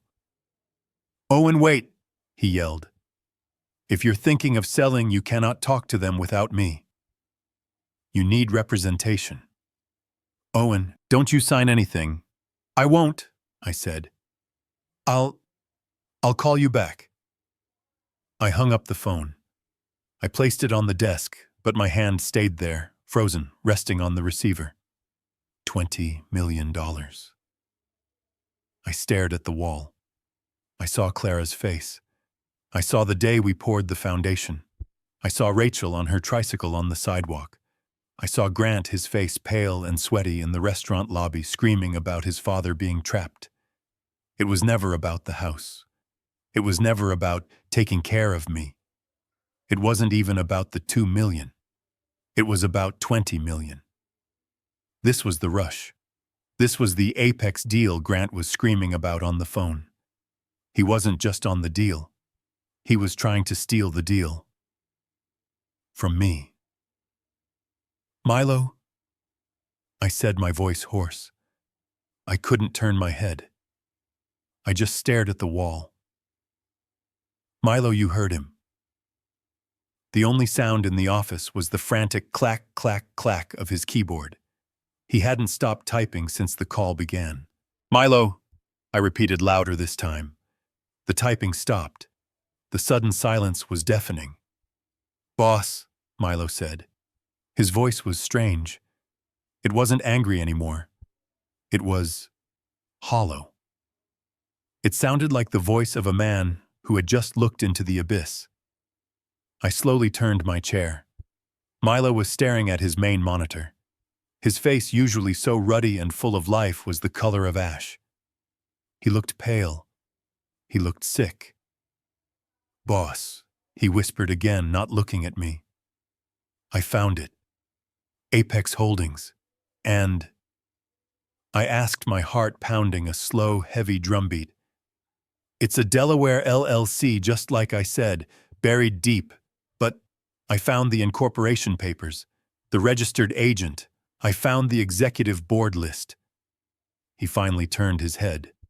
His eyes met mine, and in them I saw a terrible, sickening pity. You know anyone on this board of directors? Milo, what is it? Who is on that board? Milo swallowed a hard, slow movement in his thick neck. He looked as if he was about to deliver a death sentence, and in a way he was. It's not the board, Owen. The board members are just ghosts, lawyers registered in Delaware. It's the executive list, the officers, the people running Apex Holdings. Who? I demanded. My voice was a rasp. Milo took a deep breath. He didn't speak. He just turned his monitor so I could see it clearly. He pointed with one of his thick, calloused fingers, a finger that was shaking slightly, at the list of names. President. Vice President.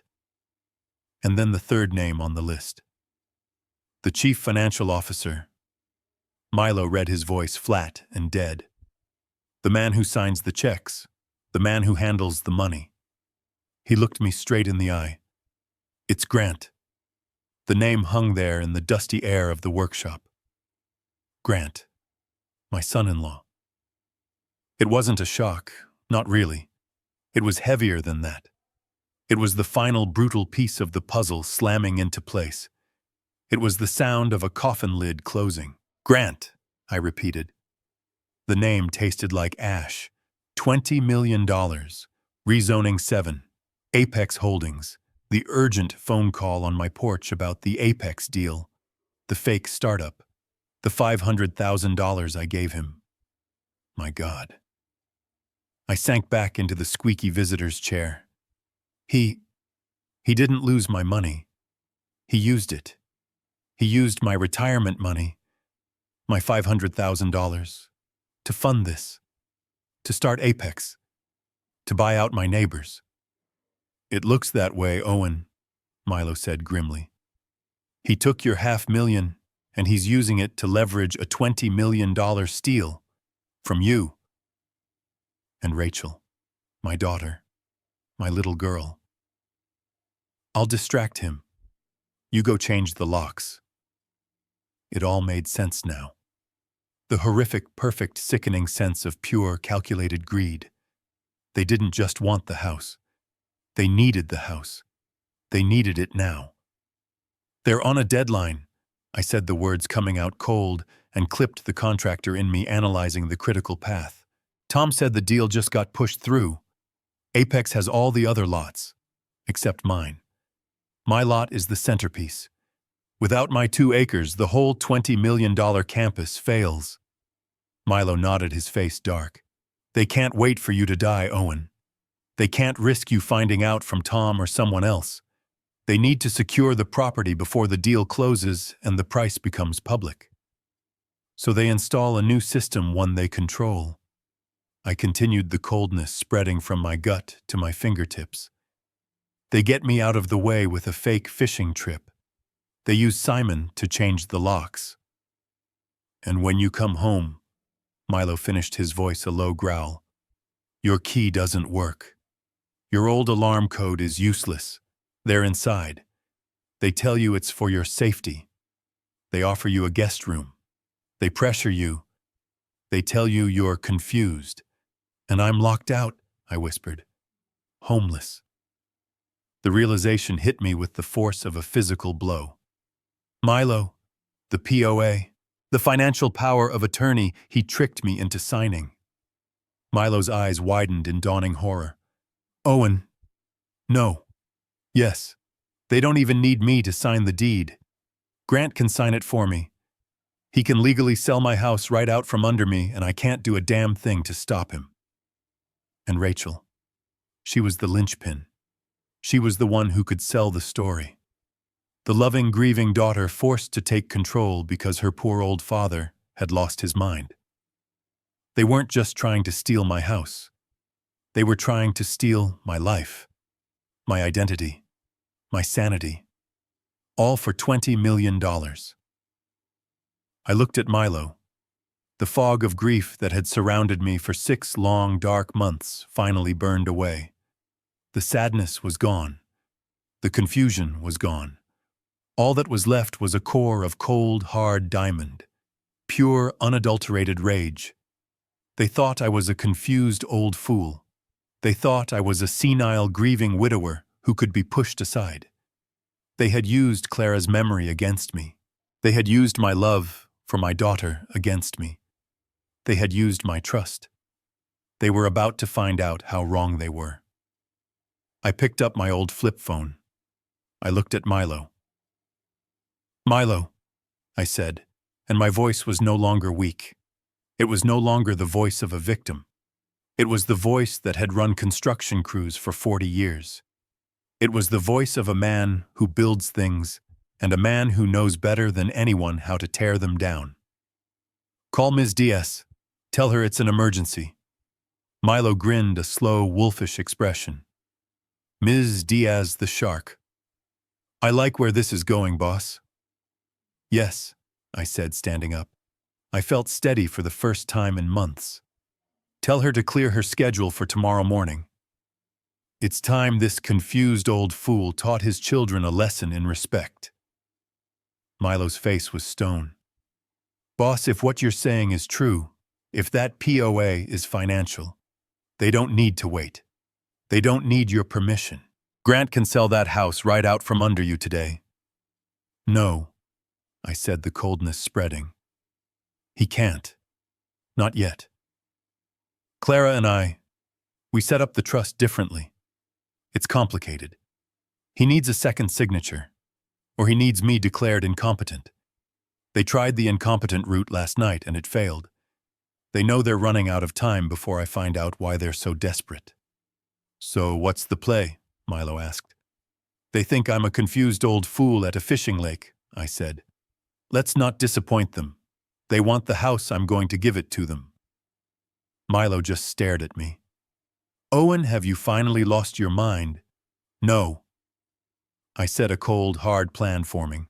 "I'm going to make them so thirsty for it, so close, they can taste it, that they stop thinking. I need your phone, one of your burners, something they can't trace back to this office." Milo reached into a desk drawer filled with old wires and parts and pulled out a beat-up old-school flip phone. "Prepaid, registered to a ghost. Go nuts." I took the phone. My hands were perfectly steady. I dialed Rachel's number. I took a deep, shuddering breath, and when I spoke, I let all the strength drain out of my voice. I summoned the memory of myself in the hospital the week Clara died. I summoned that hollowed-out, exhausted man. She picked up on the first ring. Her voice was sharp, anxious. "Hello? Hello, who is this?" "Rachel," I whispered. I made my voice crack. I made it sound weak.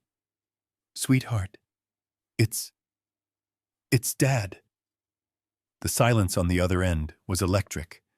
I heard a sharp intake of breath. "Dad. Oh my God, Dad. Where are you? Are you okay? We were so worried. Your phone. Why are you calling from this number? Is everything all right? We were so worried." The lie was so fast, so practiced. I'm at the lake," I lied, letting a long, rattling sigh carry over the line. "My old phone. I think I dropped it in the water. It won't turn on. I'm at the bait shop, sweetheart. I had to borrow their phone. Dropped it in the water. Oh, Dad." Her voice was thick with a sickening fake pity. "Are you all right? You sound just awful." "I'm tired, Rachel," I whispered. "I'm just so very tired." I let the silence sit for a moment. The trip was a bad idea." I continued, pushing the hook deeper. "Being alone up here, it just gives me too much time to think. And you were right, honey." "Right?" she asked, her voice suddenly cautious. "Right about what, Dad?" "About the house," I said. I let my voice break. You were right. It's, it's too big. It's too empty. Last night, all those police cars, the sirens, it scared me so badly, Rachel. I can't be alone there anymore. I heard a muffled sound, a sharp thump, like she had slammed her hand over the receiver to whisper to Grant, who I knew was right beside her. She came back on the line, her voice now dangerously soft, like a spider spinning silk. Oh, Dad, that's not a bad thing to admit. It's a very big step. We're here for you. You know that. I know, I said. And I've been thinking about what you said. About moving in with you. About downsizing. Yes, Dad, she breathed. I could hear the excitement, the greed vibrating just beneath the surface of her concern. I want to do it, Rachel, I said, letting out a final shuddering sigh of surrender. I want to give you the house. I want you and Grant to have it. I'm done. I'm too tired to fight anymore. For 3 full seconds, there was absolute silence. I thought the line had disconnected. Then I heard it. A sob. A loud, theatrical, utterly fake sob of pure, unadulterated joy. "Oh, Dad!" she wailed, her voice thick with crocodile tears. "Oh my God! That's the best decision, the right decision. You won't regret this. We'll be so happy. We'll take such good care of you. Grant will be so thrilled. I'll bet he will." I thought my stomach churning.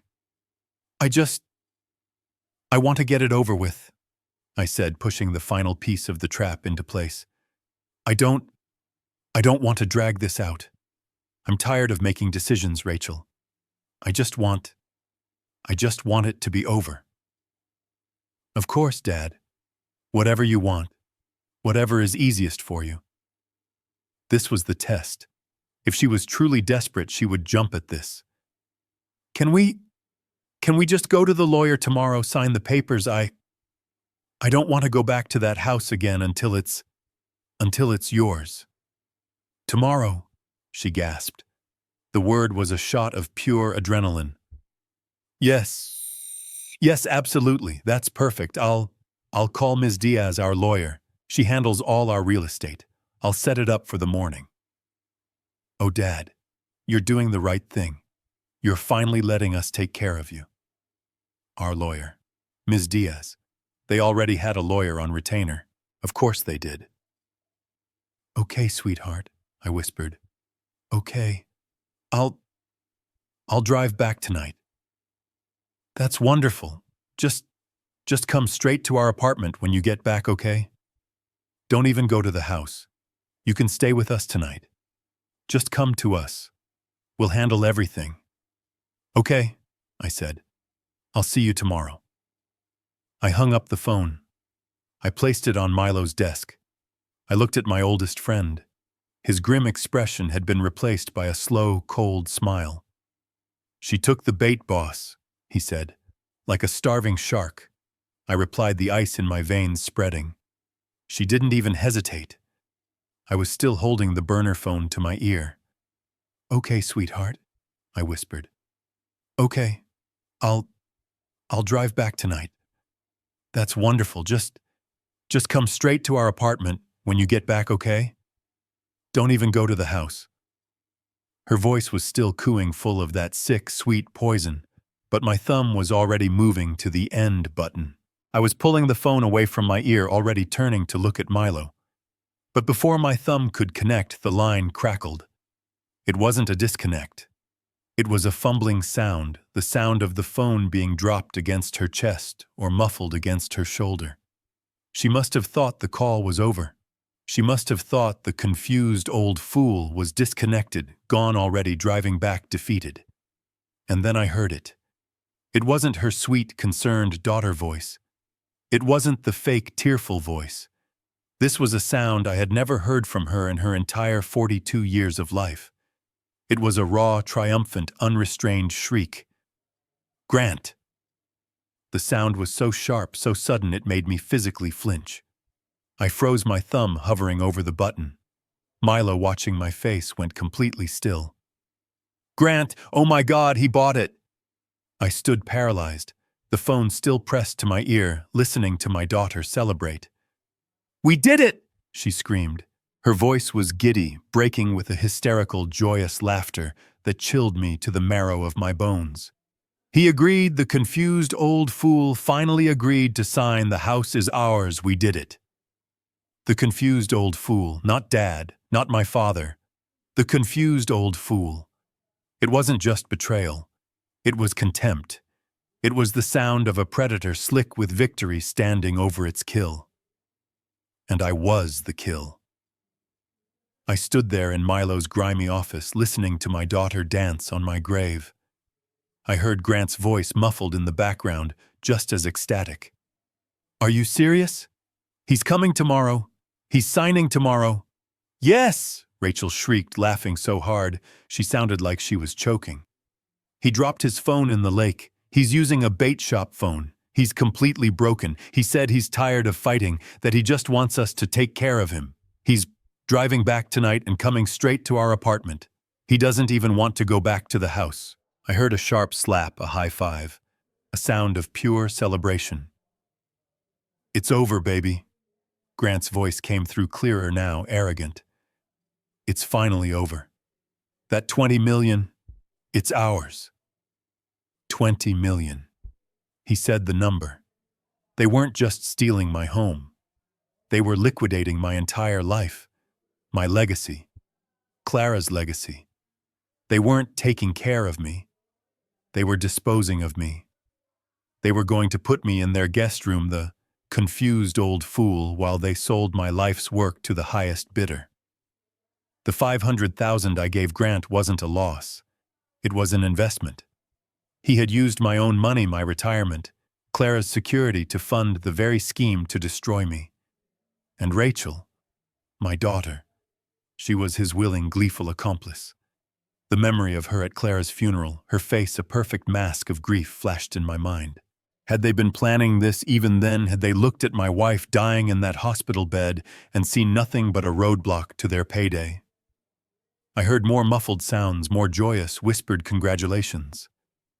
And then finally, click. The line went dead. She had finally hung up, never knowing I had been her silent, horrified audience. I slowly, deliberately lowered the burner phone. I placed it gently on Milo's desk, right next to the blueprints for a job I no longer cared about. The workshop was silent. Even the big industrial fans seemed to be holding their breath. I didn't say a word. I just looked at Milo. He just looked at me. His face was hard, his eyes dark with a shared, terrible understanding. He had seen it all in my expression. He didn't need to ask what I'd heard. The confused old fool. The words hung in the air between us. Nothing needed to be said. Milo nodded once, a short, sharp gesture. He turned, picked up his own office phone, and started dialing. Ms. Diaz was ready. I didn't go to their apartment. I didn't drive back. I couldn't. Instead, I went back to Milo's. I spent the night on the lumpy cot in his office, surrounded by the familiar, honest smells of motor oil and welding flux. I didn't sleep. I just stared at the shadows on the ceiling, listening to the old building groan and settle in the night. I was a general preparing for the most important battle of my life. The next morning, I didn't shave. I didn't shower. I put on the clothes I'd been wearing for 2 days. My oldest flannel shirt, the one with a small paint stain on the cuff. My denim work jeans worn thin at the knees. My steel-toed boots scuffed and caked with old mud. I looked in the grimy mirror in Milo's workshop bathroom. I looked exactly like the man they wanted me to be, the confused old fool. Defeated, grieving, and malleable. Milo drove me downtown, his face set in stone. "You sure about this, boss? You look like hell." "That's the point, Milo," I said. "You wait in the lobby. Don't come in unless I call you. But keep your phone on." Ms. Diaz's office was on the 19th floor of a glass tower that scraped the sky, the kind of place where the air itself seemed to cost money. I shuffled in my old boots, looking obscene on the plush, silent gray carpet. The receptionist, a young woman with a sharp suit and a sharper nose, looked at me like I was a spill she needed to clean up. "Owen Mitchell," I mumbled, looking at the floor. I'm here with my daughter, Rachel Hayes." "Yes, Mr. Mitchell," she said, her voice tight with disapproval. "They are waiting for you in conference room A." I followed her down a long, bright hallway. She pushed open a heavy glass door, and there they were. They weren't just happy, they were radiant. It was like they had won the lottery. No, it was like they had stolen the lottery and knew absolutely that they were getting away with it. Rachel was in a cream-colored pantsuit that probably cost more than my truck. Grant stood beside her in a crisp navy suit, a new gold watch gleaming on his wrist. They were standing by the floor-to-ceiling window, looking down at the city spread out below them. Their city. "Dad!" Rachel trilled. She rushed over her heels, sinking into the carpet.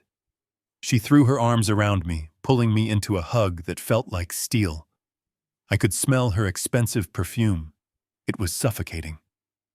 "Oh, Dad, I am so proud of you," she whispered, her voice thick with fake emotion. "You are doing the right thing, Mom. Mom would be so proud too." The use of Clara's name was a deliberate twisting knife. I had to clench my jaw to keep from recoiling. I just patted her back, my hand limp and dirty against her clean, expensive suit. "Okay, sweetheart. Okay." Grant strode over, his smile wide and victorious. He didn't hug me. He clapped me on the shoulder, a hard, proprietary gesture, a gesture of ownership. "Owen, glad you made it. Glad you came to your senses." He then gestured to the woman sitting at the head of the massive, polished mahogany table. "Ms. Diaz." She was exactly as I remembered her from when Clara and I had drawn up our wills. She was in her 50s with sharp features, hair pulled back in a severe bun, and eyes that missed nothing. A hawk in a $1,000 suit. She was my shark. She met my gaze for a fraction of a second. No recognition. No emotion. She was a professional. But Grant, in his monumental, blinding arrogance, thought she was his. "Dad," he said, his voice booming with the false kindness one uses for a child or a simpleton. "I want you to meet our lawyer. This is Ms. Diaz. She handles all our real estate. She's the best.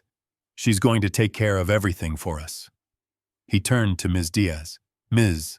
Diaz, this is my father-in-law, Owen Mitchell." He was introducing me to my own lawyer, the woman who Milo and I had been on a 3-hour strategy call with last night, the woman who had already drafted the fraud liens and the civil complaint. I played my part. I shuffled my feet, looked at the floor, and gave a small, nervous nod. "Ma'am," I mumbled. "Mr. Mitchell," she replied, her voice a flat, neutral monotone. "Please, sit." They took their seats on one side of the table like a king and queen holding court. I took the seat opposite them alone, my old work clothes looking pathetic against the vast, polished wood. "Well," Grant said, rubbing his hands together, the picture of eager success. "Let's get this show on the road. We have celebratory lunch reservations at noon." "Of course," Ms. Diaz said. She slid a thick stack of documents across the table. It must have been 200 pages bound in a neat professional blue cover. Grant's eyes lit up. This was it. The prize. The $20 million. He reached for the stack eagerly, his fingers almost trembling as he pulled it toward him. He smiled at Rachel, a quick, triumphant flash of teeth. He flipped open the cover, his eyes scanning the first page, ready to see the words, "Deed transfer, ready to sign, ready to claim his victory." Grant pulled the thick, bound document across the polished mahogany. He was still smiling, that wide, predatory grin of a wolf who had cornered its prey.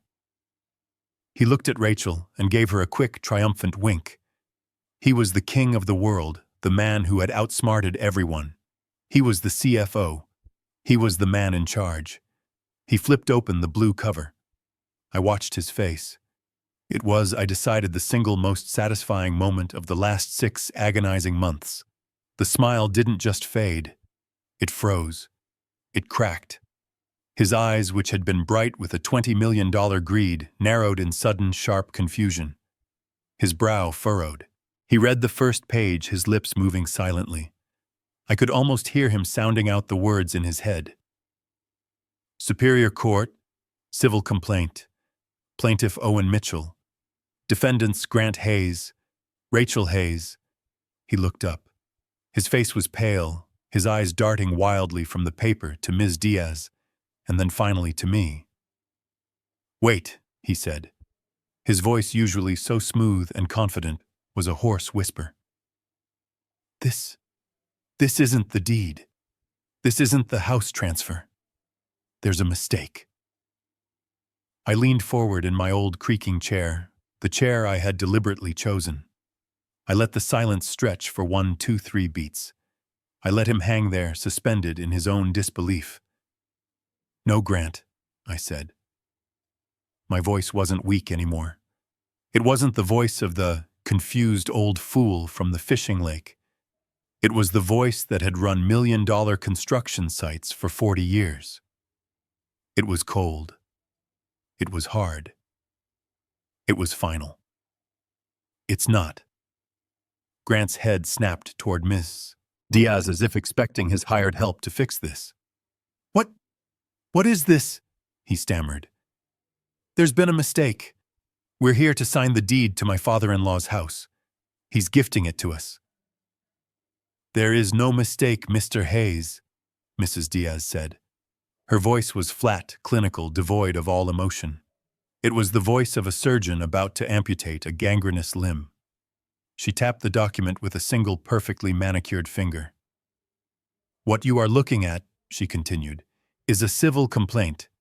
Owen Mitchell versus Grant and Rachel Hayes. It is being filed with the Superior Court in exactly 1 hour." Grant looked like he'd been punched in the gut. A complaint for what?" "For passant," Ms. Diaz said. "Repayment and damages totaling $1.5 million. Grant's face went from white to a strange blotchy red. 1.5 million. That's insane for what?" Ms. Diaz picked up the top page as if reading from a script. "For starters, civil fraud, embezzlement based on the misappropriation of funds, using a fraudulently obtained financial power of attorney. Forgery for the digital signature used to authorize commercial services at Mr. Mitchell's property without his knowledge or consent." She looked up from the page, her cold eyes pinning Grant to his chair. "And," she added, "criminal conspiracy to commit elder abuse and financial fraud." Each word landed like a hammer blow. Fraud, embezzlement, forgery, conspiracy, elder abuse. These were not words Grant associated with himself. These were words for low-life criminals, not for men in expensive suits who closed apex deals. He was a criminal. He just hadn't realized it not until this very second. He had been so focused on the 20 million, he had forgotten the price of the crimes he was committing to get it. He tried to speak. A strange gurgling sound came from his throat, but I wasn't looking at him anymore. I turned my head slowly to look at my daughter, Rachel. She hadn't moved. She was still sitting there, frozen in the same position of smug victory she'd had when she walked in. Her hands were still clasped on the table. Her smile was still on her face. But it was no longer a smile. It was a grotesque, paralyzed mask, a rictus of terror. The blood had drained from her face so completely that her expensive makeup stood out like paint on a statue. She looked like she was going to be sick right there on the $19,000 conference room carpet. She stared at the document. She stared at her husband. And then slowly her head turned. Her movements were robotic, like a doll whose strings had been cut. She looked at me. She wasn't looking at the confused old fool. She wasn't looking at the grieving widower. She was seeing for the very first time the stranger sitting across the table. The man in the dirty flannel shirt who had just calmly and deliberately detonated their entire world. Her painted lips trembled. The mask cracked. "Dad," she whispered. Her voice was a tiny, horrified squeak, a sound a mouse might make before the hawk strikes. "Dad, what are you doing?" Her voice was a tiny, terrified squeak. "Dad, what are you doing?" I looked at my daughter. Her face, a mask of civilized, expensive beauty, was finally cracking. The real, ugly fear was showing underneath. "What am I doing, Rachel?" I said. My voice was quiet, but it cut through the silence of that $19,000 conference room like a saw. "I'm just catching up on my reading. I'm just an old man, right? A confused old fool." Her face flinched, a violent physical reaction. She knew. She knew I'd heard her on the phone. "I'm just a confused old fool," I repeated, letting the words hang in the air. "Who's been doing a little research." I leaned forward, my dirty flannel shirt scraping against the polished mahogany. "Tell me about Apex Holdings, Rachel. Tell me about Rezoning 7. And while you're at it, tell me about the $20 million. Rachel went rigid. But Grant exploded. He shot out of his chair, the heavy leather armchair slamming back against the glass wall. His face was a blotchy, furious red. "You!" he shouted, pointing a trembling finger at me. "You son of a bitch! You knew you've been playing us that whole fishing trip. The fake phone call. That whole confused old man act. You set us up." "Set you up?" I asked. I didn't raise my voice. I didn't have to. "No, Grant. I just stopped being the fool you wanted me to be. I just paid attention. You set yourselves up." I turned my head. "Ms. Diaz, do you have the first exhibit?" Ms. Diaz, calm as a statue, reached into her briefcase. She didn't pull out the lawsuit. She slid a single thin folder across the table. "Exhibit A," she said, her voice crisp. "The full server and access logs from the Fortress security system installed at Mr. Mitchell's property 8 days ago." Grant's eyes widened. "It's fascinating reading," I continued, as if discussing the weather. "It shows the installation order, authorized on October 28th. I looked Grant dead in the eye. "I never signed that, Grant." "But you did, using my forged digital signature. The signature you created using a power of attorney I never authorized. That's forgery, Grant." Grant started to speak, but I kept going. "It also shows," I said, "a rather frantic series of login attempts last night. 10 of them, in fact. All trying to access the master admin controls. All failing. You couldn't even guess Clara's birthday, could you? You were trying to lock me out. Instead, you locked your own father in. It's almost poetic." You can't prove any of this," Grant stammered, but the sweat was beading on his forehead. "Oh, but I can," I said. "You're right, Grant. I did do some reading. You're the CFO of Apex Holdings. A very impressive title. You must be very proud." Ms. Diaz, without missing a beat, slid another folder across the table. "Exhibit B, the incorporation documents for Apex Holdings LLC, listing a chief financial officer, Mr. Grant Hayes. The same Mr. Hayes who 2 years ago received $500,000 from Mr. Mitchell for a failed startup." Grant looked like he was suffocating. "But you're a fraud, Grant," I said, the rage I'd been suppressing for 24 hours finally rising. "You're a fraud in every possible way. You used me. You used my grief. And you used my money." I didn't wait for Ms. Diaz. I reached into the old canvas work bag I'd brought from Milo's shop. I pulled out a thick, messy stack of papers held together by a single strained rubber band. They weren't neat. They weren't bound in blue covers. They were bank statements. My bank statements. I threw the stack onto the polished table right in front of him. The rubber band snapped. Pages scattered everywhere. a blizzard of my financial ruin. "You're a flashy man, Grant," I said, my voice rising. "You like expensive suits, you like gold watches, you like penthouse apartments, but you're sloppy." Rachel stared at the papers, her eyes wide with confusion. "What? What is that? That," I said, jabbing a finger at the scattered pages, "is Exhibit C. That is my private trust account. The one Clara and I built for 40 years, and all those lines, Rachel, all those lines in red, those are the withdrawals."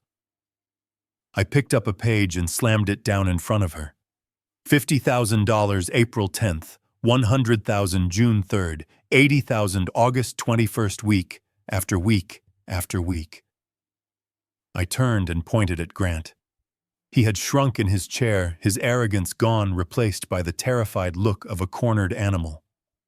"That," I roared, "is where you have been embezzling $1.5 million from me for the last 6 months, using that same fraudulent power of attorney. The one you forgot to cancel after Clara died. The one you told me was just for medical decisions." Grant was speechless. He was beyond pale. He was gray. But Rachel wasn't looking at me. Her head had turned slowly to look at her husband. Her face was no longer terrified. It was something new. It was something dangerous. It was the face of someone who has just realized they weren't the predator. They were just the other fatter mouse in the trap. $1.5 million, she whispered. Her voice was a low, guttural hiss that was more terrifying than my shouting. She stood up slowly, her hands flat on the table, leaning toward him. "Grant, what is he talking about?" She looked at the lawsuit. She looked at the bank statements. She looked at his gray, sweating face. "Grant," she hissed again. You told me you only needed the house to cover the gambling debts. You told me the $500,000 was gone. Where did $1.5 million go, Grant?" Grant's gray, sweating face was a mask of pure terror. He looked at Rachel, his eyes wide and pleading. "Rachel, baby, listen to me. It's not what it looks like. I was handling it. It was for us. Handling it." Rachel's voice was no longer a hiss. It was a low, shaking, animalistic growl. "Handling what $1.5 million?" She turned away from him, her body shuddering. She looked at the polished mahogany table, at the lawsuit, at the scattered bank statements. She looked like she was seeing the wreckage of her entire life, and she finally understood who had steered the ship onto the rocks. She didn't just sit down. She collapsed. Her legs gave out, and she fell back into the heavy leather armchair, her hands flying to her face. A raw, agonizing sob tore out of her throat. It wasn't the fake, theatrical cry I'd heard on the phone yesterday. This was the real thing. This was the sound of total, complete, and utter ruin. "It was all him," she choked out the words muffled by her hands. She pointed a shaking finger at Grant, her husband. "It was all him." I said nothing. I just stood there. I let them burn. He told me," she gasped, trying to catch her breath. "He told me you were the problem. He told me you were losing your mind, Dad. He said you were becoming senile. He said you were spending all of our inheritance." Her head snapped up, her eyes blazing at me, red-rimmed and wild, with a desperate need for me to believe her. "He said you were giving it all away, that you were making bad investments. He said that power of attorney was the only thing protecting us, the only thing stopping you from leaving us with nothing." She turned her furious, tear-streaked face back to Grant, who had shrunk against the wall. "You lied to me," she shrieked. "You told me the Apex deal. You told me it was our only chance, our only way to build a future. a way to secure our assets from him. Rachel, Grant stammered, holding up his hands. And the house, she screamed, ignoring him, her confession now a torrent. He said we had to get the house. He said it was the only way to save our money after. She stopped. Her body tensed. She knew she was on the edge of the final ugliest truth, the one that had been the real engine behind this whole nightmare. After what, Rachel? I pressed my voice like ice. After he lost what money? The money he told you about. She looked at me, her face crumbling. The anger vanished, replaced by a raw, primal fear. He lost everything, she whispered. 2 years ago. The 500,000. The startup. It wasn't a startup, Dad. I know, I said. So what was it? Speak up, Rachel. Say the words. She squeezed her eyes shut, and the truth finally came out, a torrent of shame and terror. Gambling, she screamed, pounding her fist on the expensive table. It was gambling debts. He lost it all. He lost your $500,000 in 6 months online, on sports, on God knows what else, and then he borrowed more. He went to loan sharks. There it was, the real cancer, the one that had been eating them alive from the inside out. He told me they were going to kill him, Dad, she sobbed, rocking back and forth. He said they were going to kill me. He said they wanted $1 million, or they were going to come to the house. He said the only thing we had left was the Apex deal. He said if we could just get your house, just get the 20 million, we could pay them off and we would be safe. She finally looked at Grant, and the hatred in her eyes was pure. But there was no $1 million debt, was there, Grant? There were just more bets. And this 1.5 million. Her voice broke. You weren't paying anyone off. You were just stealing. You were stealing from my father. To keep playing. Grant didn't answer. He couldn't. He was cornered. By me. By his wife. By his own avalanche of lies. He slid down the wall, his expensive suit crumpling until he was in a heap on the floor. He looked at Rachel's disgust. He looked at Ms. Diaz's cold, neutral stare. And then he looked at me. He crawled. On his hands and knees, this proud, arrogant man, this CFO, who had called me a confused old fool, crawled across the plush carpet. He stopped at my feet, my dirty steel-toed work boots. He grabbed my legs, his arms wrapping around my knees, in a desperate, pathetic embrace. Owen. He wept, his face pressed against the rough denim of my jeans. Owen.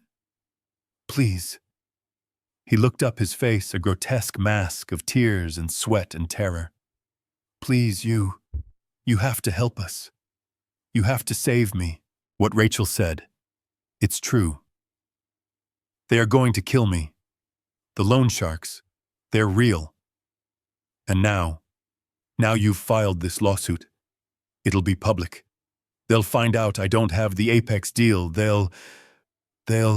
Owen, please. He begged, his voice rising to a hysterical shriek.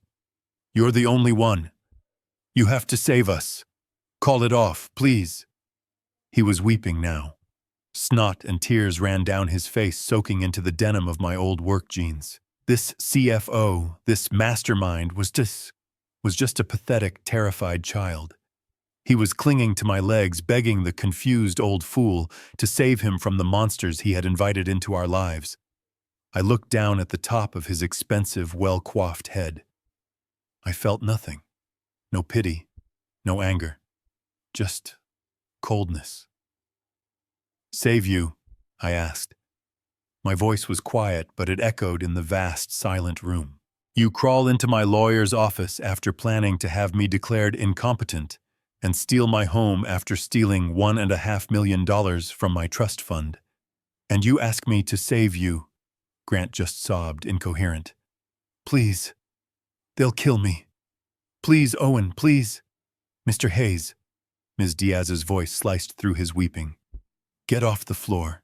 You are embarrassing yourself. He flinched as if slapped. He slowly, painfully untangled himself from my legs and crawled back into his chair, a broken, crumpled heap. Rachel was still frozen, her face a mask of dried tears and dawning horror. Ms. Diaz stood up. She walked to the window, looked out at the city for a moment, and then turned back to them. You have two options, she said, her voice crisp and devoid of emotion.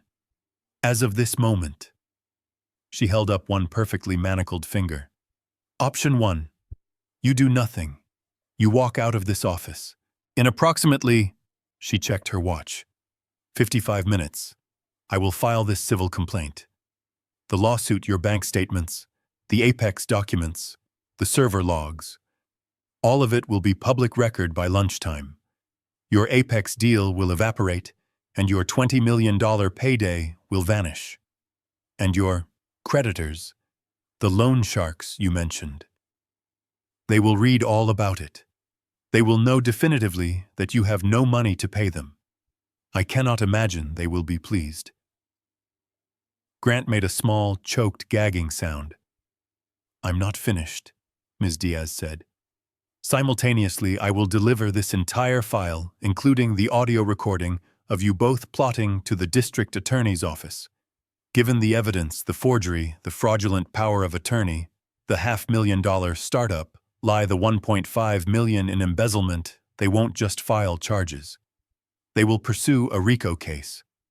Grant, you will be looking at a minimum of 15 years in federal prison. And those loan sharks, they will know exactly where you are.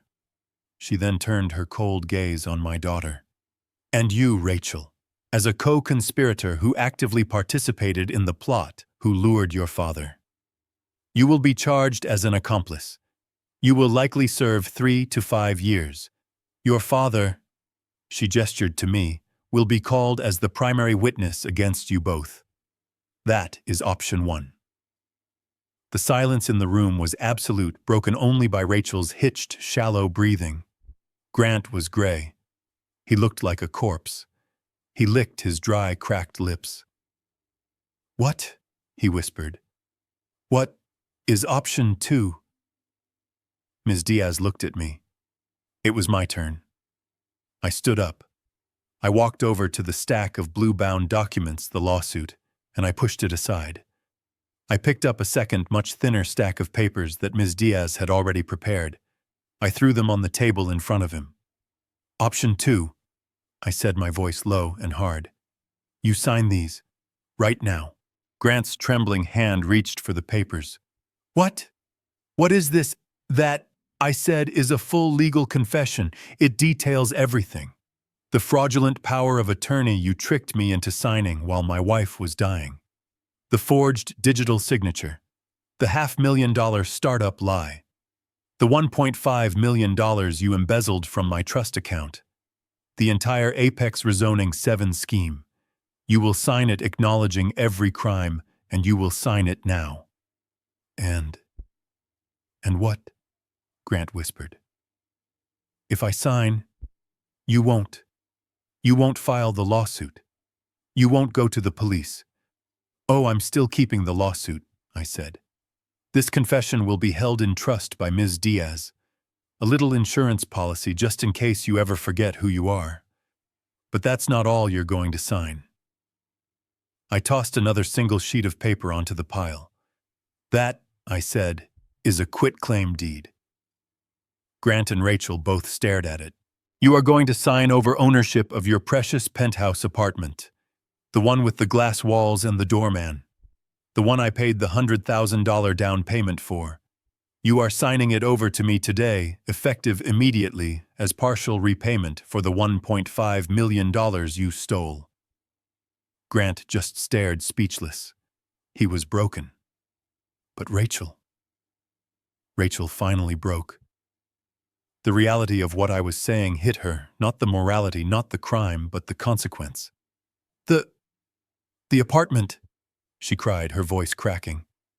You're taking our home, but But if we sign that, where will we live? Where will we go? I looked at her, my daughter, the confused, greedy, pathetic shell of the girl I had raised. She wasn't crying for me. She wasn't crying for her mother. She wasn't even crying for her criminal husband. She was crying for her penthouse. I felt the last tiny flickering ember of pity in my heart die. It turned to cold, hard ash. I looked at her, my face devoid of all emotion. I don't care. Her head snapped up, shocked. That, I said, my voice flat and final, is not my problem anymore. I pointed to the papers. Sign it. 6 months. That's how long it's been. 6 months since I sat in that glass tower and watched my daughter's face crumble as her world evaporated. I stood on the flat brown earth where my house used to be. It was gone. I'd had it demolished 2 weeks after I won the case. I couldn't stand to look at it. It wasn't a home anymore. It was a monument to their greed. Now it was just 2 acres of clean, raw dirt smelling of sawdust and the cool October morning. Milo stood beside me, his arms crossed. He was holding a large roll of blueprints. The silence was peaceful, broken only by the distant sound of construction 2 blocks over. The Apex Holdings project. It was stalled, tangled in lawsuits and financing problems now that they had lost their centerpiece. My centerpiece. Did you ever hear from them? Milo asked, his voice a low rumble. I knew who he meant. No. They had signed. Of course they signed. In that polished conference room with their lives reduced to 2 terrible options, they signed.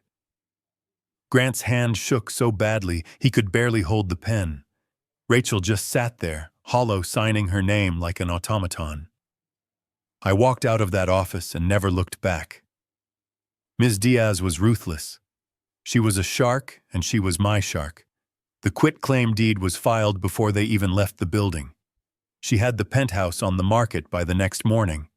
It sold in 3 days in a cash deal.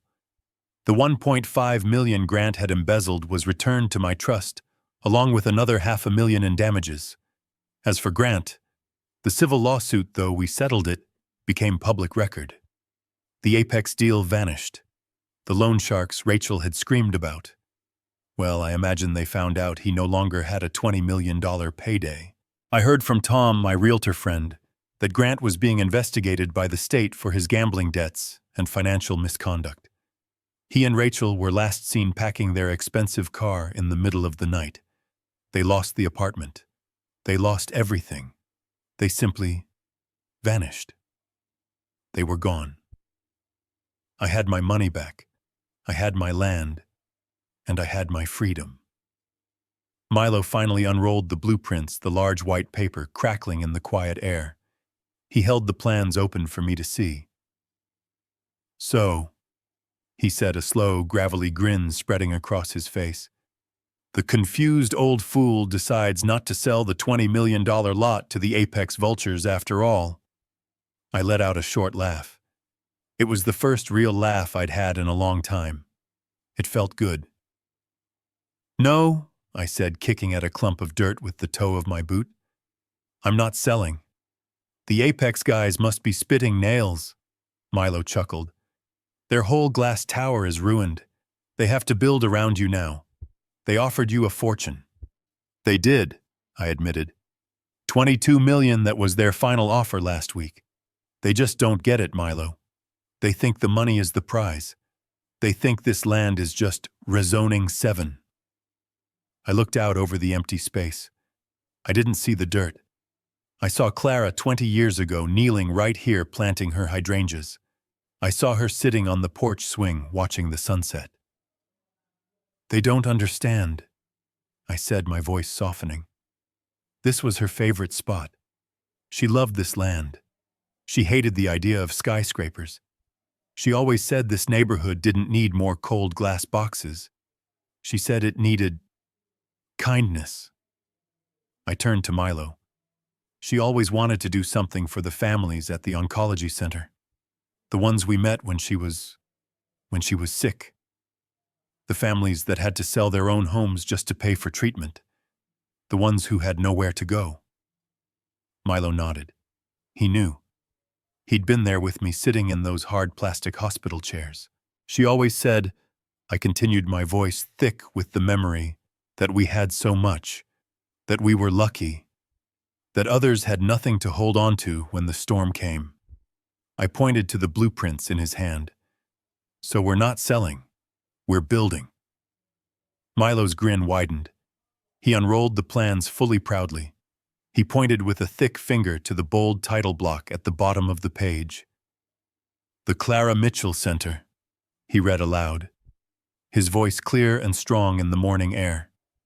A free residential therapy and support facility for families coping with long-term illness and loss. I nodded. The ache in my chest, the one that had lived there since Clara's last breath, finally eased.